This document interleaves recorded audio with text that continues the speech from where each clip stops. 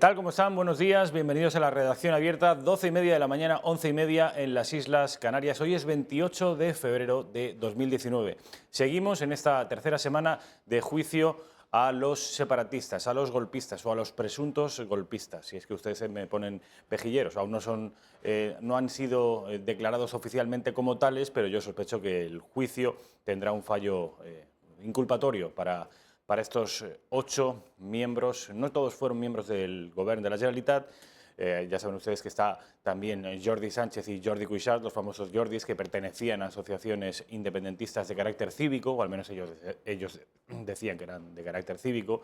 Estaban, sin embargo, abundantemente regadas con dinero público.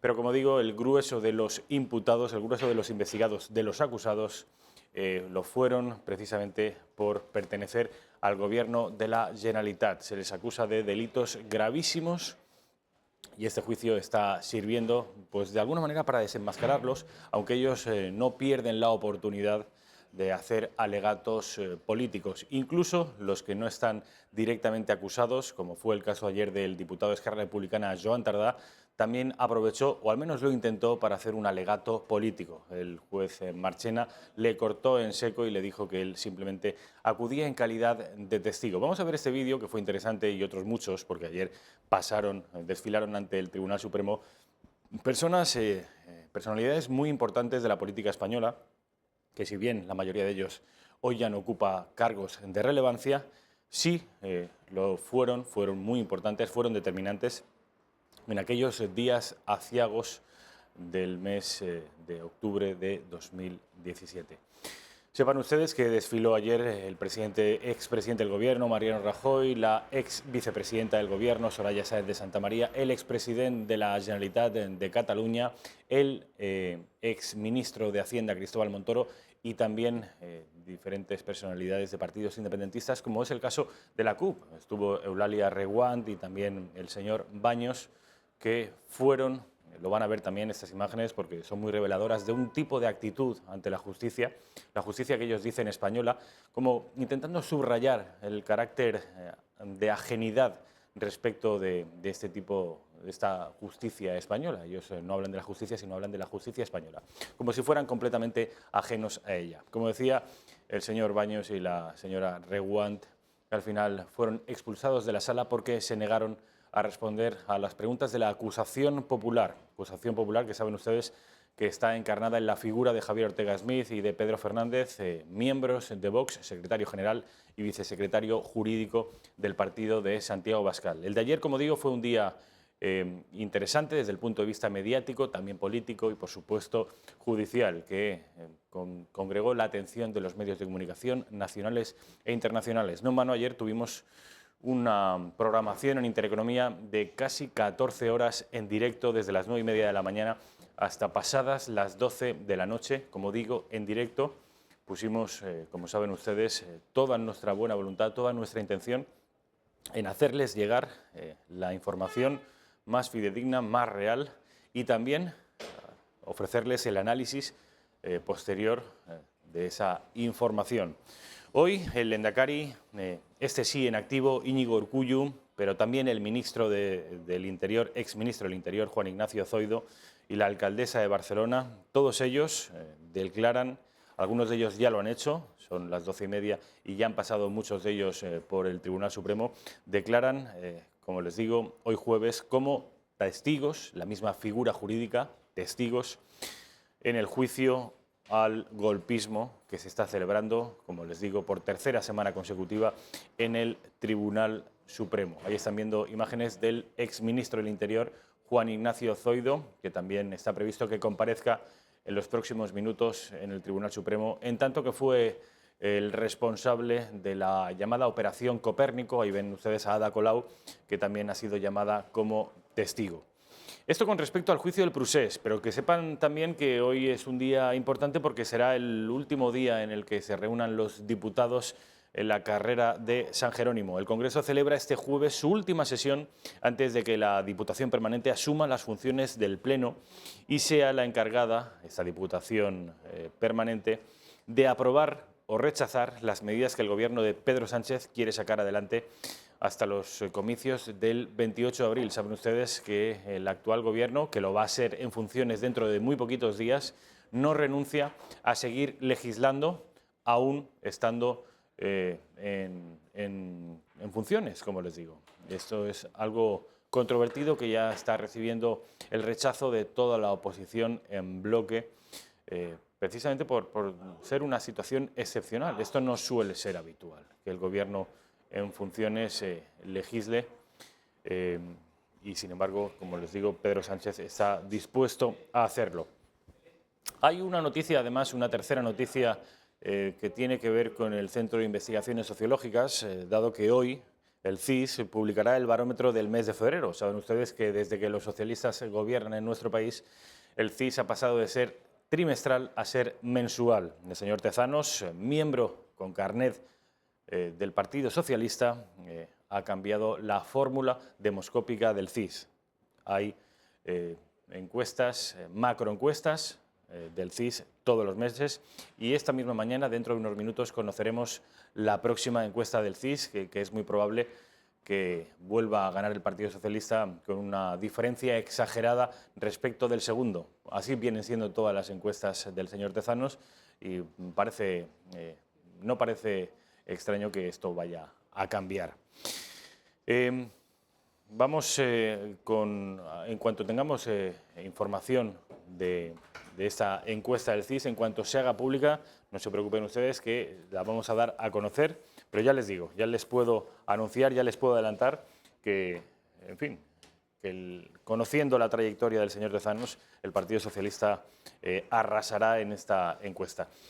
Vamos a ver, en cualquier caso, porque la encuesta que vale, la definitiva, la que tendrá de verdad consecuencias políticas para nuestro país, es la que se producirá, y seremos nosotros los protagonistas, el próximo 28 de abril, que saben ustedes que son las elecciones generales. 28 días después, menos de un mes después, estaremos de nuevo los españoles convocados a las urnas, el 26 de mayo, para acudir a una triple cita electoral. Elecciones locales, elecciones autonómicas en 13 de las 17 comunidades autónomas y también elecciones europeas.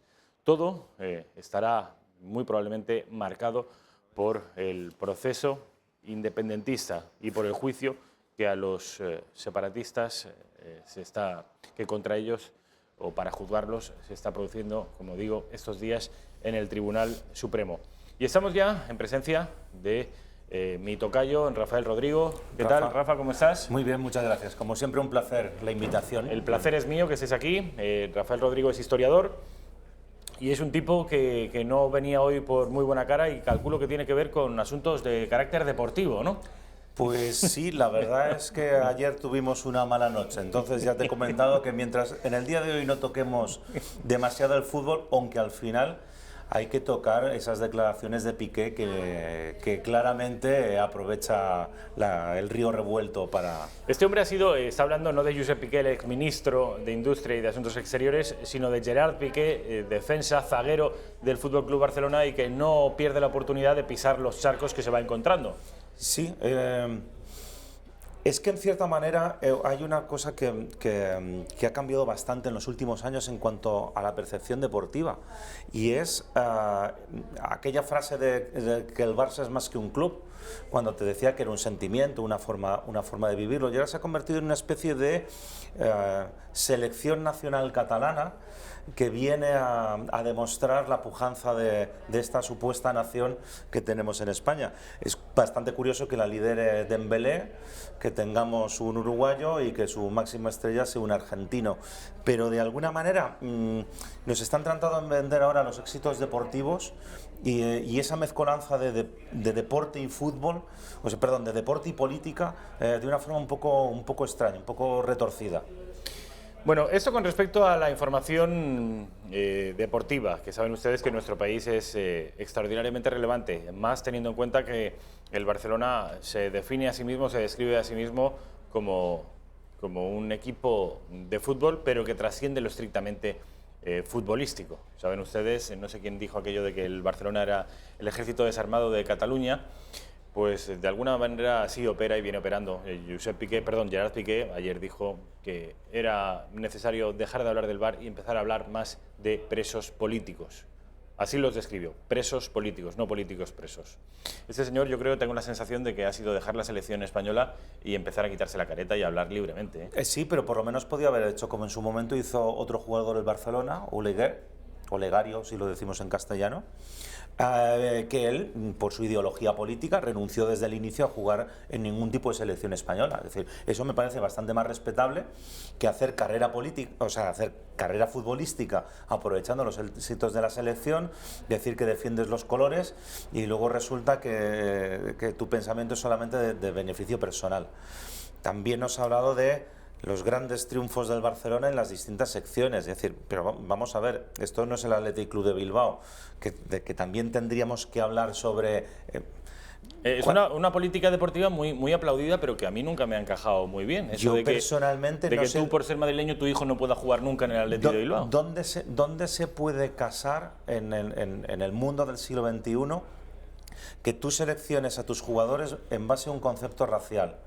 O sea, marco unas ideas de qué es ser vasco, entonces puede jugar un riojano, puede jugar un navarro, puede jugar Iñaki Williams, pero si eres de Burgos, no. Entonces encajaría muy mal. Yo me imagino un equipo de este estilo con otras concepciones rusas, ucranianas o polacas, polacos o húngaros, que últimamente están muy criminalizados en la Unión Europea, tanto la Polonia de Orbán y Hungría, donde parece que es que siempre hay que ponerse en las otras opciones. Por eso me resulta bastante peligroso esto de mezclar deporte con política, pero es que hoy en día el referente que tenemos es este, es decir, en nuestro siglo XXI parece que las rivalidades nacionales ahora se sustancian en qué selección nacional tiene más entorchados mundiales, cuáles son los equipos más punteros en Europa, pero dentro de lo que cabe somos más civilizados. Hace un siglo era mediante guerras.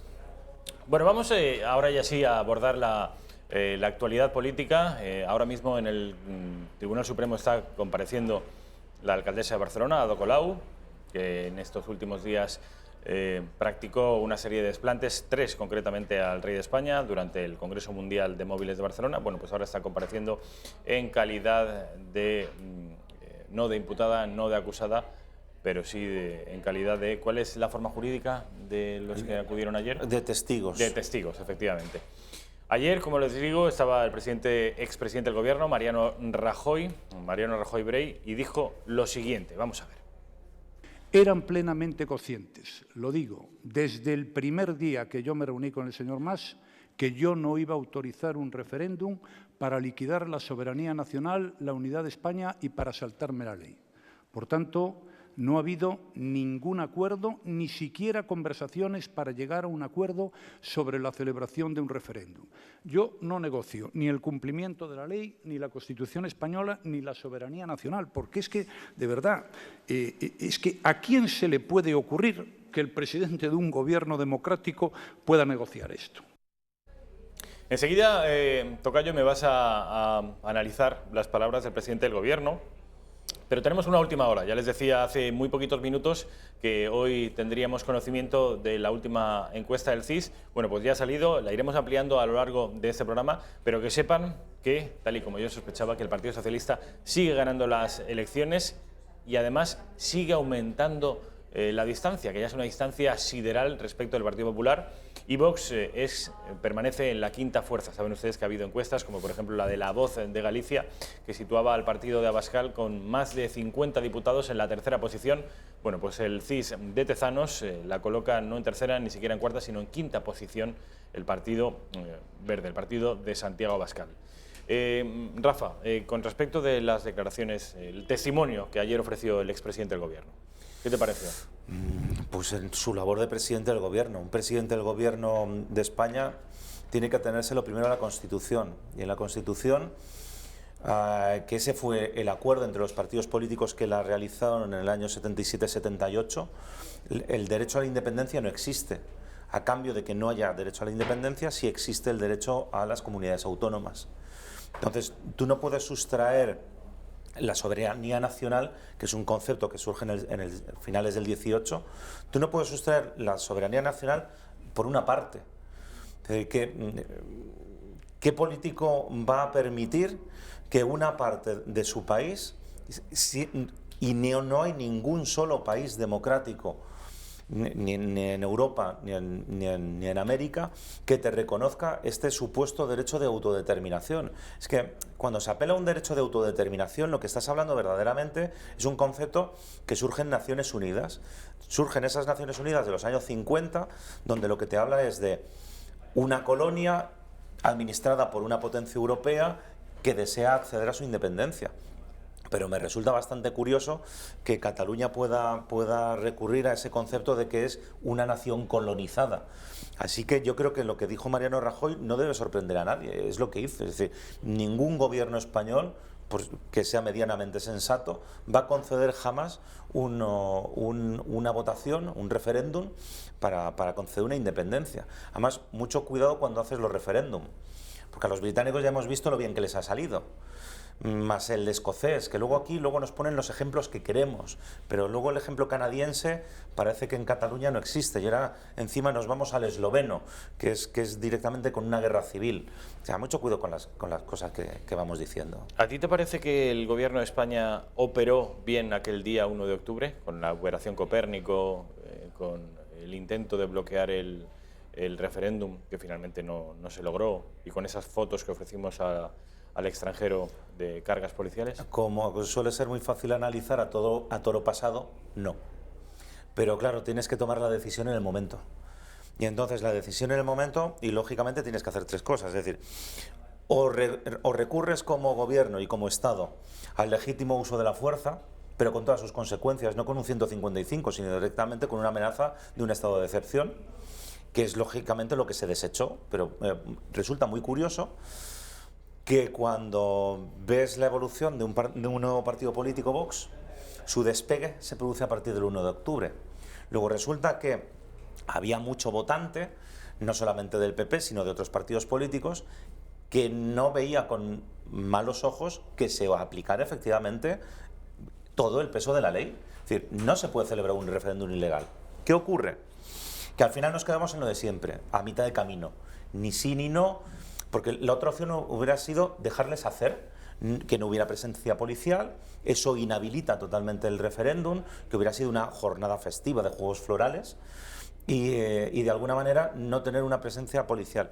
Al final, como siempre, el gobierno se quedó a mitad, ni sí ni no, ni se impidió el referéndum y encima se les dio la posibilidad de algunas fotos, aunque luego ya hemos descubierto que mucho de lo que se sacó en redes sociales, sobre todo, no tenía nada que ver con el 1 de octubre y venía de otros medios. Era fake news, las famosas Sí. fake news. Esto con respecto al presidente del gobierno. Vamos a escuchar a la ex vicepresidenta del gobierno, a Soraya Sáenz de Santamaría, que también compareció ayer y dijo cosas como esta. Yo no traté del asunto del 1 de octubre con ningún miembro del Gobierno de la Generalitat. Yo me reuní en 3 ocasiones con el señor Junqueras. Una de ellas era el referéndum. En ese punto nunca quise entrar porque no es disposición del Gobierno, sino de la soberanía que corresponde al conjunto del pueblo español abordar esa cuestión. Los estados de excepción y estados de sitio pueden comportar la suspensión de derechos fundamentales. Y yo creo que era mucho más oportuno actuar respecto a los que habían incumplido gravemente la Constitución que, de otra manera, perjudicar a los ciudadanos de Cataluña, que también nuestro objetivo era preservar su convivencia. La Junta Electoral Central, el día 4 de octubre del año 2017, dijo que no se había producido ese referéndum. Y creo que es el órgano encargado de la vigilancia en relación a los procesos electorales de nuestro país. Estuvieron bien, ¿no? El expresidente y la exvicepresidenta. Por lo menos sus declaraciones sí. O sea, Soraya Sáenz de Santamaría siempre se ha caracterizado por ser una extraordinaria oradora y además una persona que se le nota que está convencida de lo que está diciendo. Hay otros políticos que muchas veces les pillas inmediatamente cuando te están diciendo una cosa y con el lenguaje corporal y en el fondo te están diciendo otra totalmente contraria. A Sáenz de Santamaría le correspondió el papel de negociadora por parte del gobierno, en la de toma de contactos. Es una persona que se ha caracterizado durante su etapa política de lanzar muchos puentes, llegar a muchos acuerdos, tomar muchos contactos, nunca levantar la voz, ser muy correcta y solamente en las declaraciones que hemos visto lo ha dicho muy claro, dice, el único punto donde no he entrado es en la celebración de un referéndum, es decir, hasta ahí no podíamos llegar. Lo que ocurre es que en este país tenemos una costumbre histórica de que de alguna manera los políticos hacen lo que quieren y luego llegan amnistías. Últimamente me está tocando explicar en Historia de España dos momentos, que es el golpe de Estado de Jaca en 1930 y la Revolución de Octubre de 1934. Y el resultado de los dos fue lo mismo. Los políticos golpistas, pasado muy poco tiempo, obtuvieron un indulto. En cierto modo, yo creo que Oriol Junqueras y el grueso de los políticos catalanes están jugando más o menos a lo mismo. Nos necesitan, no nos pueden condenar a largos años de prisión, somos los líderes de los principales partidos catalanes o catalanistas. Entonces, en último caso, sí, podemos pasar un cierto tiempo en prisión, pero al final al gobierno no le va a quedar más remedio, como hicieron en el 30 con Alcalá Zamora, con la gente del Pacto de San Sebastián, o cuando, comillas, cuando llegaron los nuestros en el año 36, cuando llegue Pedro Sánchez, cuando llegue el PSOE. Por eso no hemos tenido presupuestos, porque Esquerra Republicana lo ha dejado muy claro. Es decir, lo ha dejado muy claro si quieres entender que el gobierno ha de tener gestos. Pero los gestos no significa solamente llevar a los políticos a Cataluña para que vivan literalmente como marqueses, porque los Junqueras allí en prisión despacha como si estuviera en su despacho oficial, sino que se estaba esperando, creo que fue ayer cuando a Sandro Rosell se le envió a casa sin fianza, después de estar 21 meses en prisión y no se le permitía ir. Entonces se esperaba un gesto de ese estilo, es decir, bueno, pues si ya ha pasado el tiempo, ya han pasado los meses, ya estamos en juicio, ya no es necesario. Se les olvidó el pequeño detalle que, empezando por Puigdemont y otros cuantos, están huidos de la justicia. Luego, la posibilidad de huida sigue existiendo. Es cierto que los jueces siempre argumentan el mantener en prisión a los acusados por dos razones: la adulteración de pruebas o el riesgo de fuga. La adulteración de pruebas ya no existe, pero el riesgo de fuga sí. Bueno, como se ha visto con otros de los acusados de haber dado el golpe de Estado. Hay uno de ellos que vive como un marajá en Waterloo, en Flandes. Es el momento, yo creo, para ver la prensa del día, porque tenemos los periódicos de información, tanto los editados en Madrid como en Barcelona. Vamos a empezar con el diario El País, el diario del Grupo Prisa, a ver cuál es su portada. ¿Cómo abre hoy el periódico del Grupo Prisa? Rajoy declara que la situación catalana era de excepcionalidad y acoso. Sáenz de Santamaría destaca ante el Tribunal Supremo los actos violentos cometidos en torno al 1 de octubre. Bueno, esto respecto del País. Vamos con el grupo Unidad Editorial, el diario El Mundo. Siempre supieron que no iba a negociar la soberanía nacional. Aquí también destaca el diario El Mundo las declaraciones, entiendo que por jerarquía es el testigo más importante de todos los que acudieron ayer al Supremo, destaca la información relativa a Mariano Rajoy. Además, dice que el Partido Popular, una información ajena al Tribunal Supremo, al juicio, el Partido Popular prohibirá exigir lenguas cooficiales para empleos públicos. Vamos a detenernos aquí porque me gustaría conocer tu opinión respecto de esta segunda noticia, que aparece en un destacado y en un lugar no demasiado preponderante de la portada del Mundo, pero ojo, porque esto puede suponer una revolución, ¿eh? Echa la ley, echa la trampa. Según leí, viniendo hacia la redacción para preparar el programa, leí el titular y lo primero que se me ocurrió, sí, estupendo. No parece lógico que para ser funcionario público te tengan que exigir una lengua cooficial.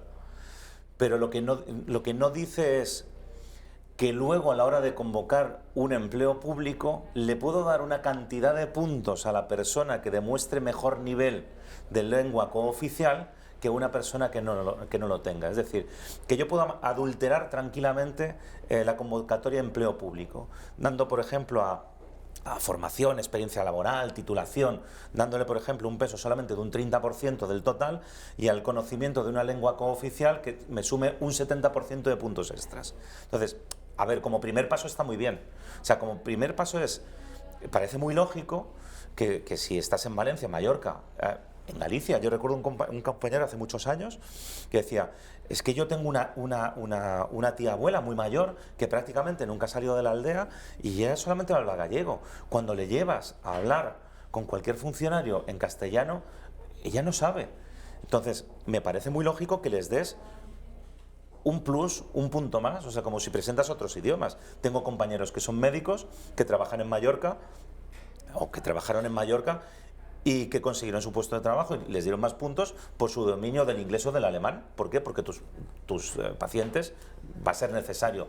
Pero es un plus, no una condición sine qua non. Claro. Y encima cuando además tienes la desfachatez, sobre todo en Mallorca, de aprobarlo a posteriori. O sea, yo ya tengo mi plaza de funcionario y ahora me estás diciendo que si no me habilito en catalán, resulta que encima pierdo mi plaza de funcionario. Perdón, cuando yo me presenté, eso no era condición para ser funcionario. Me lo podrías exigir a partir de ahora, pero me parece bastante más útil otros idiomas que no siempre los cooficiales.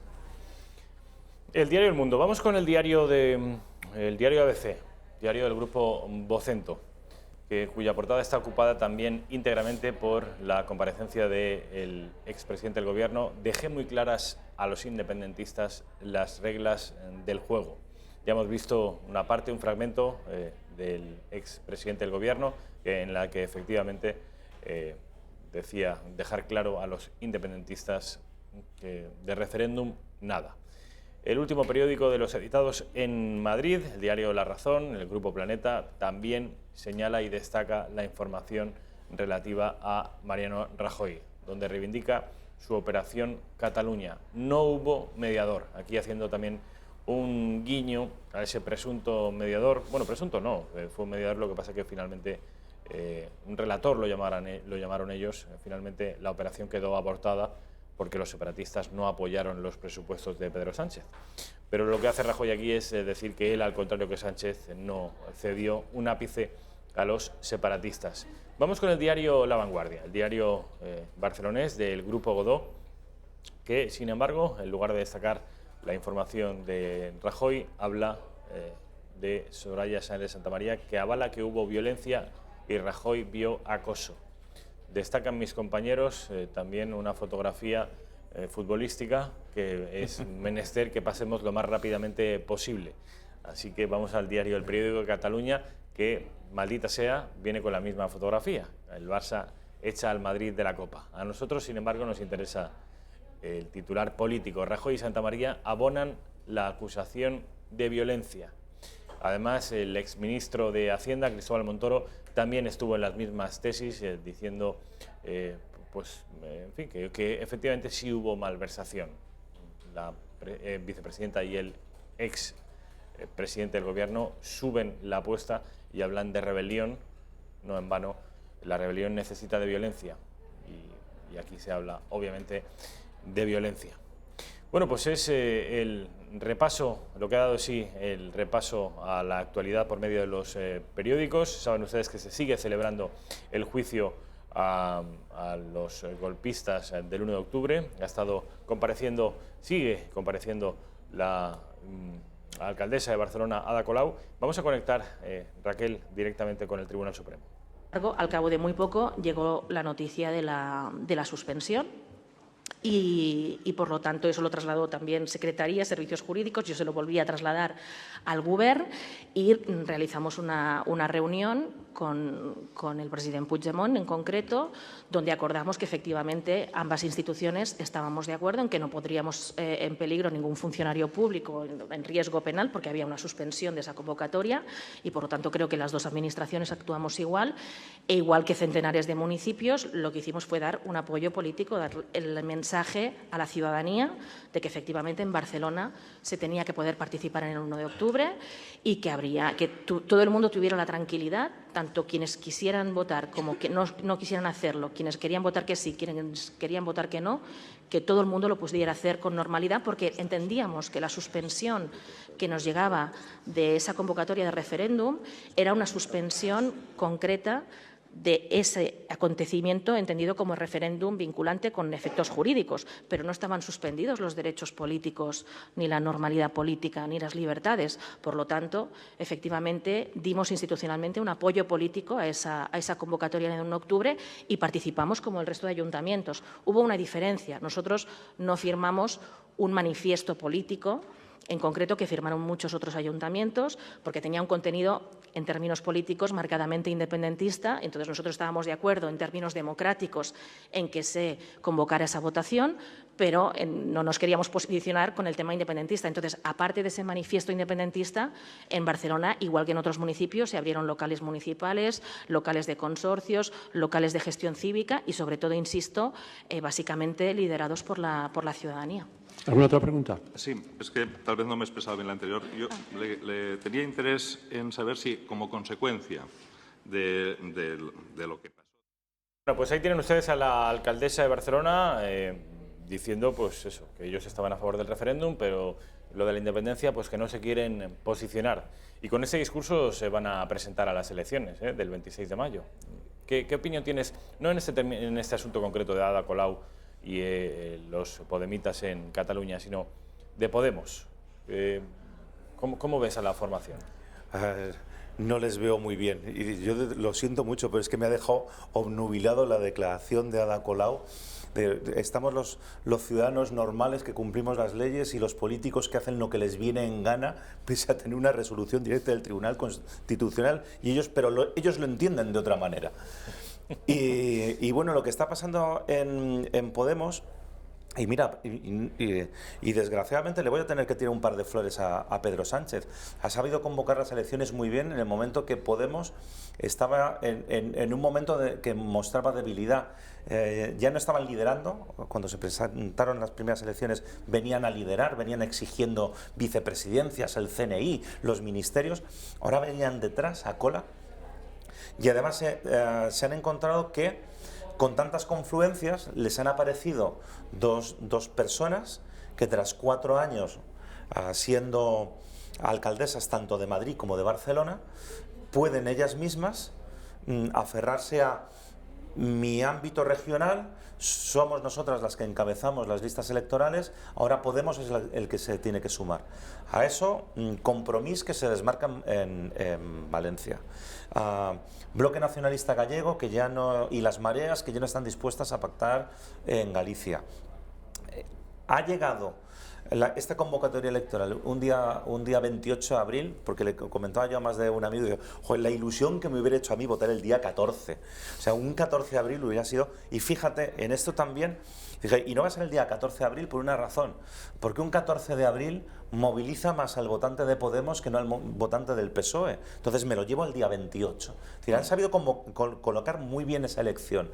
Estratégicamente lo están. Estratégicamente, en un momento además, y el pelotazo que ha tenido Podemos ha sido cuando Errejón les ha dejado con 2 palmos de narices, les ha dicho aquí os quedáis, me voy con Carmena, que me parece un proyecto, no sé si más interesante o políticamente donde voy a tener más vida útil. Con más visos de tener éxito que, sí, porque que el original. Es como las imágenes del cole, o sea, cuando castigo a sonido, vete al fondo, y entonces coges a Errejón y dices, ya no estás a mi lado, ya no somos amigos, ahora te vas 2 bancadas más detrás para que no sigas apareciendo en el foco. Y luego además no te colocas donde tú quieres, sino te designamos para ir a Madrid. Entonces, Carolina Vescansa, que también resultó que fue eliminada. Esa foto de los fundadores de Podemos, de Vistalegre, donde están todos tachados y solamente queda Pablo Iglesias. Es el único, ¿eh? Es el único que... es el político que ha ido eliminando a cuantos rivales tenía dentro del partido. Que cualquier discrepancia política, además, se pagaba directamente con el ostracismo o directamente la expulsión. Tú sabes que hay una fotografía, lo digo por esa fotografía en Vistalegre, en el primer Vistalegre, en la que han sido liquidados la mayoría, hay una fotografía de Stalin en la que se borraba a algunos de sus ayudantes precisamente para hacerlos desaparecer también en las fotografías. Se les purgó del partido y también en las fotografías. Bueno, por último, no tiene que ver con el juicio a los golpistas, tiene que ver con una librería que se llama Tercios Viejos. ¿Qué novedades tenemos? Porque tendrás... Tengo entendido que hay alguna conferencia pendiente para los próximos días o semanas. Bueno, tenemos bastantes actividades. Nuestra conferencia estrella será el próximo día 15, que es viernes. Entonces nos visitan dos de las personas más interesantes de este país en temas históricos, que son José Javier Esparza, con su última novela San Quintín, que es las memorias del maestre de campo de los tercios Julián Romero. Y Julián Romero de Ibarrola se llama.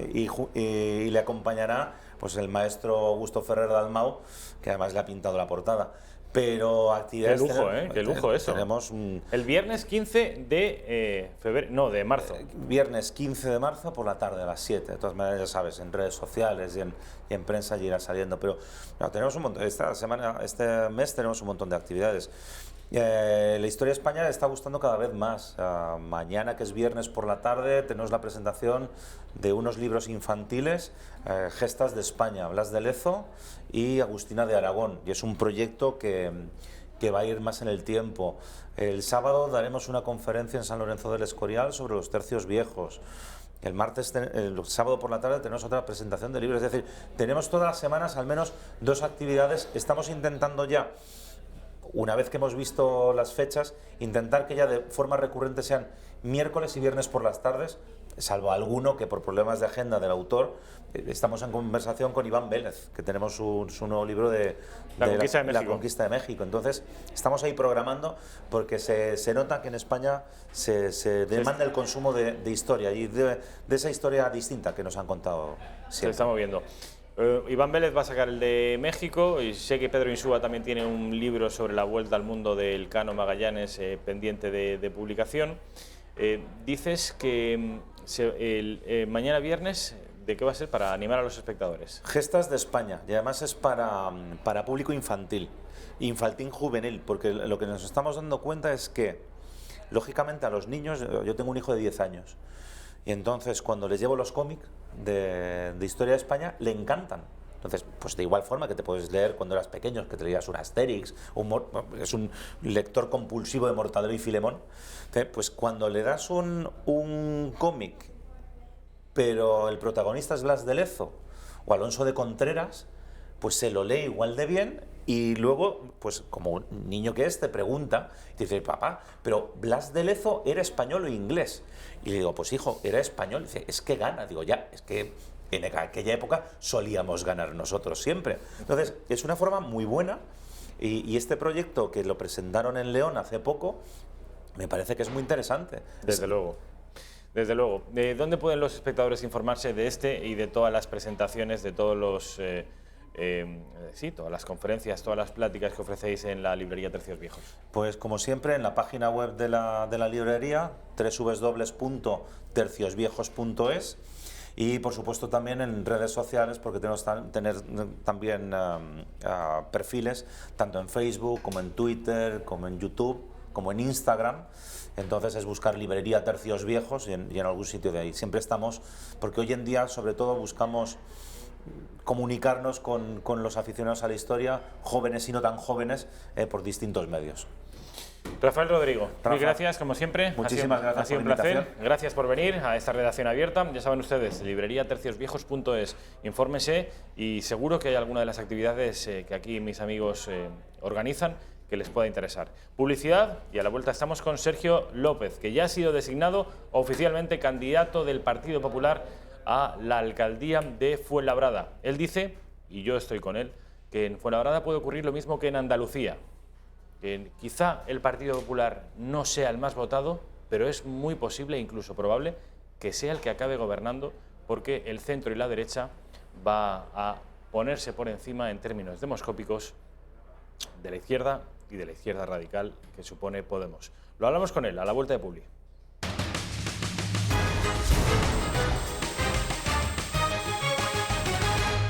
Aquí tenemos a Sergio López colocándose el cable. Sergio, ¿qué tal? ¿Cómo estás? ¿Qué tal, Rafa? ¿Cómo estás? ¿Puedo presentarte ya como candidato a la alcaldía del Partido Popular hoy sí. al Ayuntamiento de Fuenlabrada? Hoy sí, hoy ya sí. Bueno, por fin, por fin. Saben ustedes que Sergio López es miembro del Partido Popular, es el presidente del Partido Popular en Fuenlabrada. Y saben ustedes que Fuenlabrada es una plaza difícil para la derecha históricamente, donde, como en Andalucía hasta hace muy poquitos meses, no ha habido otro gobierno que no fueran los socialistas. Bueno, ahora ya sí que me puedes hablar en calidad de candidato. ¿Se va a repetir lo de Andalucía a pequeña escala o no? Bueno, yo estoy seguro de que Fuenlabrada necesita ese cambio que Andalucía ya ha tenido. ¿Por qué? Pues porque al final las políticas de la izquierda en Fuenlabrada y en Andalucía han sido muy similares en estos más de 37 años de gobierno en blanco y negro, ¿no? Entonces, todas estas políticas han basado en lo mismo, yo lo he dicho en muchísimas ocasiones, en elevar los impuestos para poder sostener vía esos impuestos un chiringuito y de entramado de amigos. Ese entramado de amigos no solamente es el hecho del propio sueldo en sí, que también Fuenlabrada gasta al año 80 millones de euros en salarios. No solamente 80 millones de euros al año en salarios, más luego además todo lo que se va al capítulo de gasto corriente, que es donde se pagan todos esos servicios que están externalizados. Es decir, lo que hay es una estructura hecha pues para silenciar muchas cosas, para poder dar de comer a amigos, a familia, a gente de carne socialista, y todo esto lo están pagando nuestros vecinos con unos impuestos, como digo, elevadísimos. Por poner un pequeño ejemplo, en el numerito del coche, que lo paga todo el mundo, todas las familias, que no es un impuesto progresivo, es decir, que todos pagan el mismo importe dependiendo del coche, el coeficiente del ayuntamiento es el mismo para todos, es lo que yo me quiero referir, y nos encontramos con que en Pozuelo, teniendo 3 veces la renta que tiene Fuenlabrada, la renta per cápita que tiene Fuenlabrada, pagan la mitad que nosotros. Nosotros lo tenemos al máximo de lo que permite la ley. El coeficiente oscila entre 1 y 2, dependiendo luego los caballos fiscales del coche, entre 1 y 2, y Fuenlabrada está en el 2. Y Pozuelo está en el 1. Esta es la diferencia. ¿Por qué? Pues porque necesitan esa manera de recaudar. Como ellos son contrarios al progreso, al emprendimiento que generaríamos con esa bajada de impuestos, con esa eliminación de burocracia, con esa eliminación de trabas, con desinflar esta macroadministración que está al servicio de unos pocos y no velando el interés general de muchos, pues lógicamente el modelo se importa. Y ese modelo trae retroceso, paro, pérdida de riqueza, empresas que han salido, y nosotros estamos convencidos que hay que hacer justo lo contrario, que es lo que está empezando a hacer Juanma Moreno en Andalucía, pues empezaremos a hacerlo nosotros en Fuenlabrada a partir de este 26 de mayo. Bueno, pues esperemos que nos lo vayas contando todo lo que va ocurriendo y esperemos que tengas éxito, Sergio. Yo te lo deseo, desde luego, a partir del 26 de mayo, que se pueda producir un cambio en Fuenlabrada. Tenemos, saben ustedes, en directo señal del Tribunal Supremo, también señal desde el Congreso de los Diputados, que saben ustedes que hoy vive su última jornada antes de la disolución de las Cortes, pero antes me gustaría que vieran la última encuesta del CIS de Tezanos. Yo creo que ya el PSOE debe salirse de todas las gráficas y debe tener ya, pues vamos a ver cuántos, el 33%, es decir, 1 de cada 3 españoles estaría votando ya al Partido Socialista, exactamente el mismo porcentaje de voto que tuvo el PP hace 3 años. 33% de voto el Partido Socialista, 16,7%, es decir, la mitad el Partido Popular, el 15,3% Ciudadanos, 14,5% Podemos y 5,9% Vox. Puedo decir, y no suele ocurrir esto en una encuesta, porque ahí hemos estado analizando durante toda la semana encuestas de diferentes medios de comunicación y a mí me encajaban algunas cifras, otras no, algunos partidos pensaba que estaban sobrerepresentados, otros infrarrepresentados. Yo puedo decir respecto de esta encuesta, así a primer golpe de vista, que no estoy de acuerdo, no me encaja ninguno de los porcentajes, ni uno solo, porque Vox, ese 5,9, se me queda muy abajo, yo creo que va a ser aproximadamente el doble, lo de Podemos se me queda muy arriba. Yo creo que estarán en torno al 10-12% de los votos. Lo de Ciudadanos sí, podría ser, pero desde luego lo del PP y lo del PSOE, aquí estos son como vasos comunicantes. Quítenle un buen porcentaje de voto al PSOE y pónganselo al PP, en torno al 10%. Es decir, que se queden con un empate técnico más bien. Además, Pablo Casado el otro día filtró deliberadamente en una encuesta que los propios trackings electorales del Partido Popular daban un empate técnico entre el PP y el PSOE. Es posible que acabe ganando el Partido Socialista por aquello de rentabilizar los 8 meses de gobierno, pero desde luego no con estas diferencias aberrantes. ¿No crees, Sergio? Bueno, yo lo que haría sería mandarle al señor Tezanos el resultado final de las elecciones en Andalucía, para demostrarle que es un auténtico mentiroso, un falso, y que está utilizando dinero público para hacerle política a Pedro Sánchez. Esto es el CIS, esto es la encuesta del CIS, esta y todas las anteriores. Lo intentó hacer en Andalucía, condicionando o intentando condicionar el voto de los andaluces con unas encuestas completamente manipuladas y falsas. No le salió, tampoco le va a salir en las elecciones generales, pero esto es el mejor ejemplo de la desvergüenza socialista. También lo hacen en Fuenlabrada con los medios públicos que están a su disposición para intentar bueno, pues dirigir el voto con mentiras, con falsedades y utilizando el dinero público. Lo del CIS ya no tiene nombre y lo de Tezanos menos. Porque además, fíjense ustedes, no pone aquí desgraciadamente los escaños, no nos informa sobre la traducción del porcentaje de voto en escaños, pero sí pueden hacerse una idea viendo cuál fue el número de escaños en el 2016. El PP en 2016 obtuvo el 33,3% de los votos y logró 137 escaños. Serían los escaños que lograría el Partido Socialista en estas elecciones actuales, las del 28 de abril. De manera que Pedro Sánchez pasaría de 84 diputados a 137. Una verdadera barbaridad, sería un fenómeno político, yo creo que sin ningún precedente en la historia del parlamentarismo español. Y si esto es así, de verdad, nos tenemos que callar todos la boca respecto de Pedro Sánchez, pero vayan ustedes haciéndose la idea que esto no va a ser así. El Partido Popular, en fin, está en precampaña, todos los partidos están en precampaña, pero me ha llamado la atención un vídeo que, sin ánimo de ser solemne ni ser un vídeo de estrategia, de alta estrategia política, pero es un vídeo divertido, viralizable y que nos arranca una sonrisa. Es un vídeo, no sé si lo has visto, el del bailoteo. El del baile. Muy bien, muy bien. Empieza el Partido Popular, que siempre ha tenido un déficit con respecto de la comunicación, esto se lo dice un periodista y un publicista, pues empieza, parece que, a ponerse las pilas con esto de las redes sociales, de los vídeos. Isabel Díaz Ayuso también en Madrid lleva algún tiempo poniendo al partido en modo siglo XXI, y esto que viene del Partido Popular a nivel nacional también es muy divertido, vean.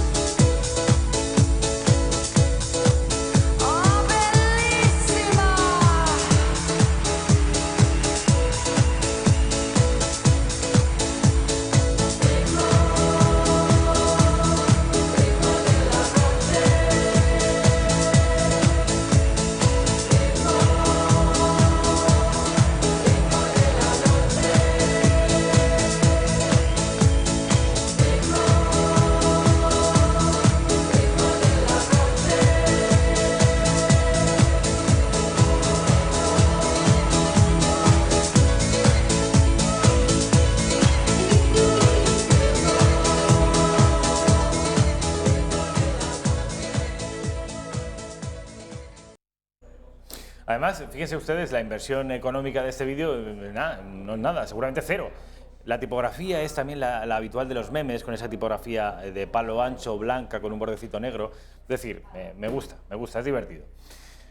Urkullu, Íñigo Urkullu, presidente del gobierno vasco, de la Lehendakaritza, que se suele decir en euskera, hoy ha comparecido en el Tribunal Supremo y ha dicho lo siguiente.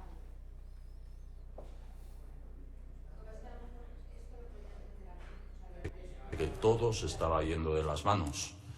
Le dije que entendía que había que medir mucho los pasos que se pudieran dar en orden a no provocar situaciones que condujeran a una fractura social, y el presidente del gobierno español me contestó diciendo que en lo posible haría lo mínimo y que cuidaría lo máximo en todo aquello que se hiciera. Bueno, Íñigo Urkullu tuvo la palabra de Rajoy de que haría lo mínimo, de que intentaría intervenir lo mínimo posible. Bueno, yo creo que las palabras de Urkullu lo que vienen a reflejar, estas palabras que tienen cierta parte de ambigüedad, se pueden interpretar de que haría lo mínimo y seguimos echándole el mantra encima a Rajoy de que no iba a hacer nada, o haría lo mínimo para evitar la fractura social. Independientemente de todo, yo me quedo con las palabras del presidente Rajoy.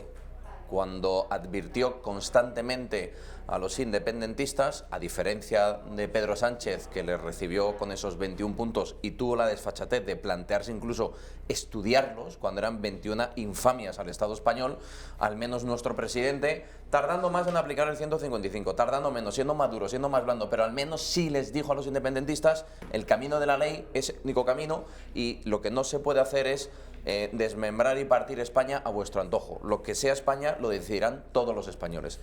Es radicalmente diferente a lo que estamos viviendo con Pedro Sánchez, lo que hemos vivido con Pedro Sánchez, que además no ha querido contárselo a los españoles y ha ocultado estos 21 puntos durante meses, hasta que el propio Torra, para ponerle en evidencia, los ha puesto encima de la mesa.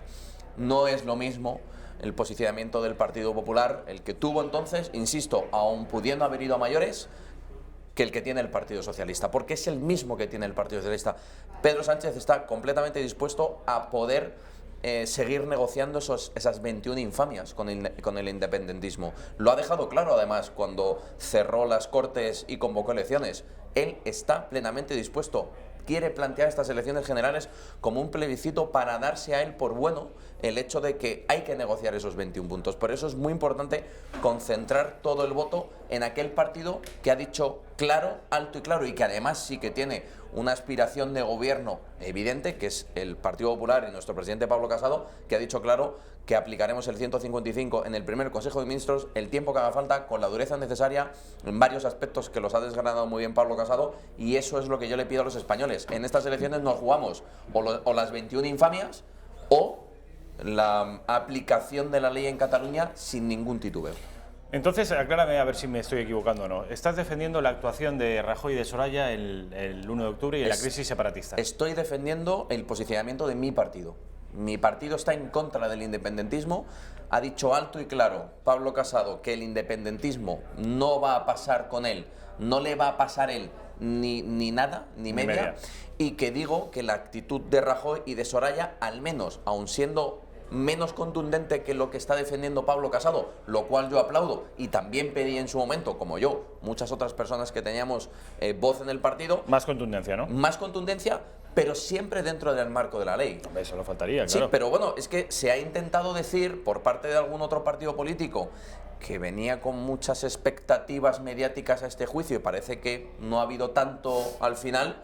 Que no habíamos hecho nada, que habíamos sido casi cómplices del proceso independentista, cuando esto es una auténtica barbaridad. Nosotros mantuvimos un posicionamiento dentro de la ley, con el carácter de Rajoy, con el carácter de Soraya, con lo blandito, con la ambigüedad, pero dentro del marco de la ley. Y yo creo que hay que poner en valor la diferencia de nuestro posicionamiento político a las 21 infamias que el presidente del gobierno socialista se ha planteado siquiera poder analizar cuando hablaba que vivíamos en un estado franquista o que la Guardia Civil y la Policía Nacional eran fuerzas represoras del orden público. Esto es una barbaridad y nosotros estamos en la línea que estamos. Y Pablo tiene muy claro que el punto de Cataluña es un punto de no retorno, es decir, hay que aplicar el artículo 155, él lo asemeja al Ulster cuando estuvieron 4 años con esas competencias, bueno, de alguna manera, no voy a decir invadidas porque queda muy mal, los independentistas son muy delicados, pero con las competencias en el Estado para garantizar el orden constitucional en Cataluña. Y nuestro presidente lo tiene claro y es una de las cosas más importantes que se van a jugar en estas elecciones, además de la parte económica, de la parte de la administración, de mirar al futuro de España, de mirar al proceso tecnológico en el cual España debe de subirse y no estar pensando dónde está enterrada una u otra persona, sino eso y la unidad de España. Y defender la unidad de España y sobre todo defender la legalidad en Cataluña. Es lo que nosotros estamos haciendo y es lo que otra que ganó unas elecciones, que no presentó ni un debate de investidura, ha salido corriendo de Cataluña, no sabemos aún por qué, dejando en una debilidad absoluta a su partido, hablo de Inés Arrimadas, con una clara huida hacia adelante, no ha querido saber nada de Cataluña, ese voto al que apelaban útil no ha valido para nada. El voto útil al que nuestro partido está apelando va a ser un voto útil para, insisto, en el primer Consejo de Ministros poner encima de la mesa el artículo 155 y llevarle el orden constitucional a Cataluña y no salir corriendo como ha hecho la señora Arrimadas. Es una decisión que yo también he criticado en las redes sociales. Yo creo que el partido naranja, Ciudadanos, está descapitalizando de talento, donde el epicentro del problema nacional es Cataluña, es Barcelona, y sin embargo los mejores de ese partido, que los tiene personas muy buenas, políticos muy buenos, como por ejemplo Albert Rivera, se fue a Madrid, Juan Carlos Girauta se fue a Madrid y ahora Inés Arrimadas se marcha a Madrid. Yo no sé esta operación si les dará logros, tendrá consecuencias beneficiosas a nivel electoral para el partido. Lo que sí que sé es que están descapitalizando de talento el Parlamento catalán, que ya digo, es el epicentro del problema de España. Artur Mas ayer también compareció en el Tribunal Supremo. Dijo esto. Cualquier escenario en el cual se pudiera llegar a producir algo de violencia por parte, en este caso, de la intervención del Estado, era orillado con el ánimo de evitar cualquier atisbo de violencia en Cataluña. El Estado tenía mecanismos suficientes para, desde un punto de vista jurídico, desnaturalizar el referéndum, a riesgo de que el referéndum se celebrara y tuviera, como tuvo, un enorme impacto político, pero teniendo en cuenta los poderes naturales del Estado, ¿por qué iban a hacer algo de forma tan poco inteligente que podía llegar a dar toda la vuelta al mundo? Si tomaron en consideración el control de infraestructuras críticas, aeropuertos. En ningún momento hubo un plan operativo para hacer eso que usted sugiere, ¿no? El mandato era muy claro y que, por tanto, ante la imposibilidad de dialogar, no se decidió parar máquinas. Eso también es verdad. Ante la imposibilidad de dialogar, no se decidió aparcar la secesión y esperar a un mejor momento o a un gobierno más afín. Con Sánchez lo hubieran tenido más sencillo, sino que no decidieron parar máquinas. Esto es, consideraron que lo mejor era seguir por el camino trazado. Bueno, esto es volver otra vez atrás, ¿no? La actitud que tuvo el gobierno de Rajoy. No había diálogo porque queríais estar en un diálogo fuera de la ley, y el gobierno os dijo que dentro de la ley dialogamos, pero dentro de la ley, con lo cual, como ellos tenían su línea trazada y sabían perfectamente que su objetivo estaba fuera de la ley, aquello se rompió, y por eso Rajoy aplica el artículo 155, porque cuando ellos ya declaran la famosa DUI, que duró un ratito, pero la declaran, ese fue el momento jurídico en el que el gobierno decidió, o el momento político por el cual el gobierno decidió armar jurídicamente todo el proceso del artículo 155. Esto es la diferencia con el gobierno de Pedro Sánchez. Estos señores jamás se hubieran sentado en el banquillo. Con el estatuto que sale de Cataluña avalado por Zapatero, jamás se hubieran sentado en el Supremo, sino en el Tribunal Superior de Justicia catalán, con los condicionantes de beneficio que hubieran tenido los independentistas en todo ese procedimiento jurídico. Fue gracias a una medida, a un recurso de constitucionalidad que hizo el Partido Popular para impedir que esa parte del estatuto fuera así y se juzgara a estos golpistas en el Tribunal Supremo con unas garantías procesales, yo creo que infinitamente mayores, perfectamente definidas en el Tribunal Supremo. Y yo por eso apelo a la defensa de lo que mi partido ha hecho, aun habiéndose quedado en algún momento corto en el camino, pero en el camino correcto. Y eso yo creo que nadie lo puede poner en duda. Se quedó corto en el camino, pero estaba en el camino correcto. Esta frase te ha salido bastante redonda, ¿eh? Apúntatela. Me la apunto. Tenemos, ya decía antes que ha habido un vídeo muy divertido del Partido Popular, con el colmillo retorcido con todos sus rivales políticos, sacándolos en posiciones y en posturas ridículas. Posturas ridículas porque fueron ridículos en aquellos momentos con sus bailoteos. Me ha faltado, eso sí, a Miquel Iceta, que saben ustedes que es el bailarín mayor. Sale también. ¿Sale Miquel Iceta? Sale un poquito. Sí, bueno, pues hay otra operación de mercadotecnia política, también del Partido Popular, que me ha llamado la atención. Esta incluso tiene más altura, tiene más visos de tener el aplauso de los técnicos de la mercadotecnia y de la publicidad. Es el Partido Popular de la Comunidad Valenciana, de mi tierra. Isabel Bonich es la presidenta de ese partido y la que será la candidata a presidir la Generalitat de Cataluña. Ha lanzado este vídeo. Sí, Isabel, si yo no lo había visto desde ese punto de vista. Además, que haré todo lo posible para que esto funcione.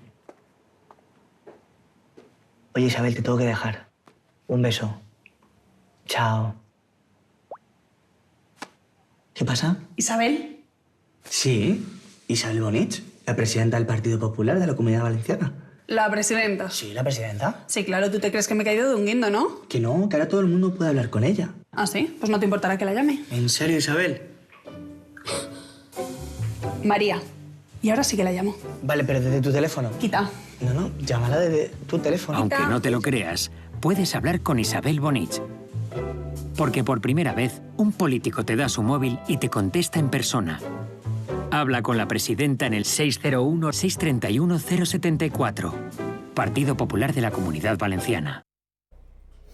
¿Qué te parece? Pues voy a hacer una cosa para todo el que me esté escuchando, que apunte. 683-194-454 es mi teléfono, este que está aquí encima de la mesa, y todo el que quiera, pues me puede llamar, preguntar, estaré encantado de hacerlo. Vale, chicos, apuntar, poner un rótulo, por favor. Sergio López, candidato a la alcaldía de Fuenlabrada, ciudad la más importante del sur de Madrid.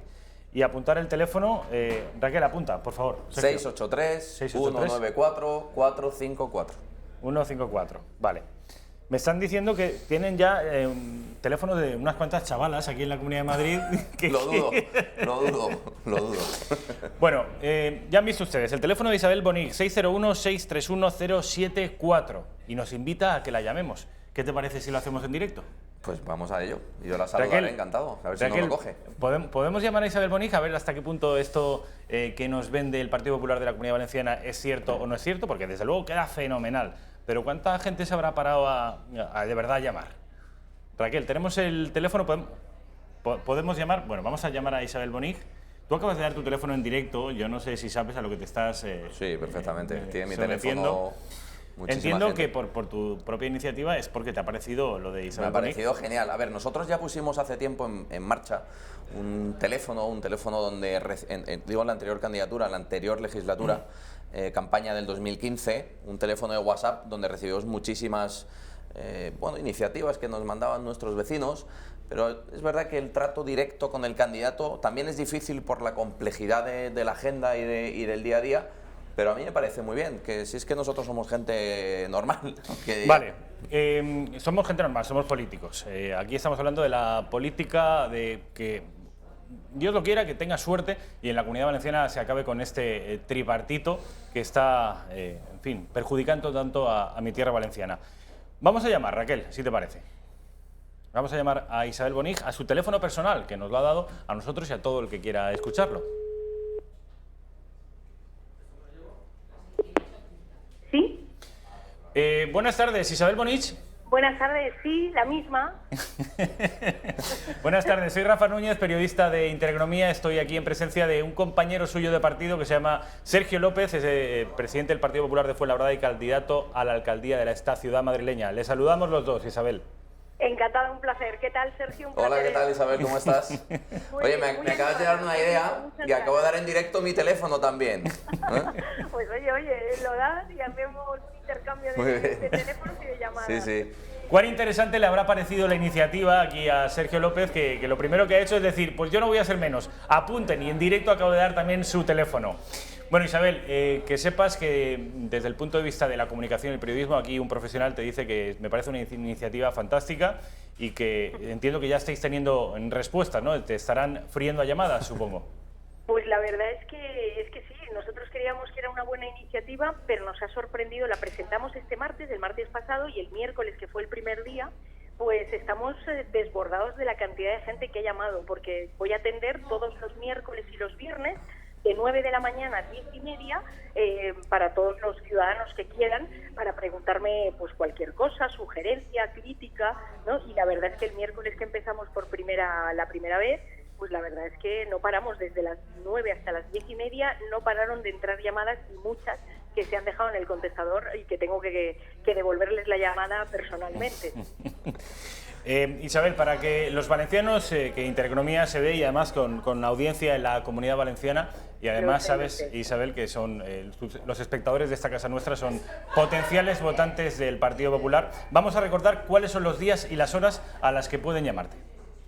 Pues bueno, pueden llamar todos los miércoles y los viernes de 9 de la mañana hasta las 10:30 de la mañana.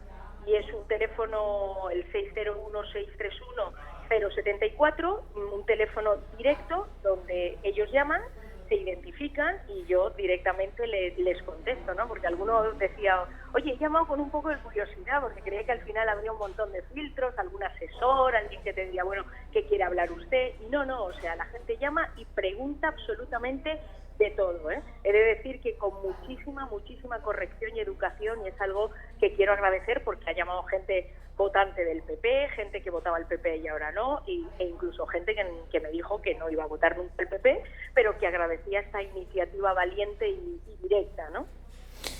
Isabel, saps que jo sóc de la Terra, que sóc d'Alcoi, y me interesa mucho que yo aquí en Madrid soy madrileño de adopción, pero la tierra siempre va donde uno va y me interesa mucho, además mi familia sigue viviendo en la Comunidad Valenciana y me interesa mucho que el centro y la derecha tengan, porque entiendo que el Partido Popular únicamente va a ser insuficiente, no aquí, sino en cualquier lugar, y cualquier partido de España ahora lo va a tener muy difícil para gobernar en solitario.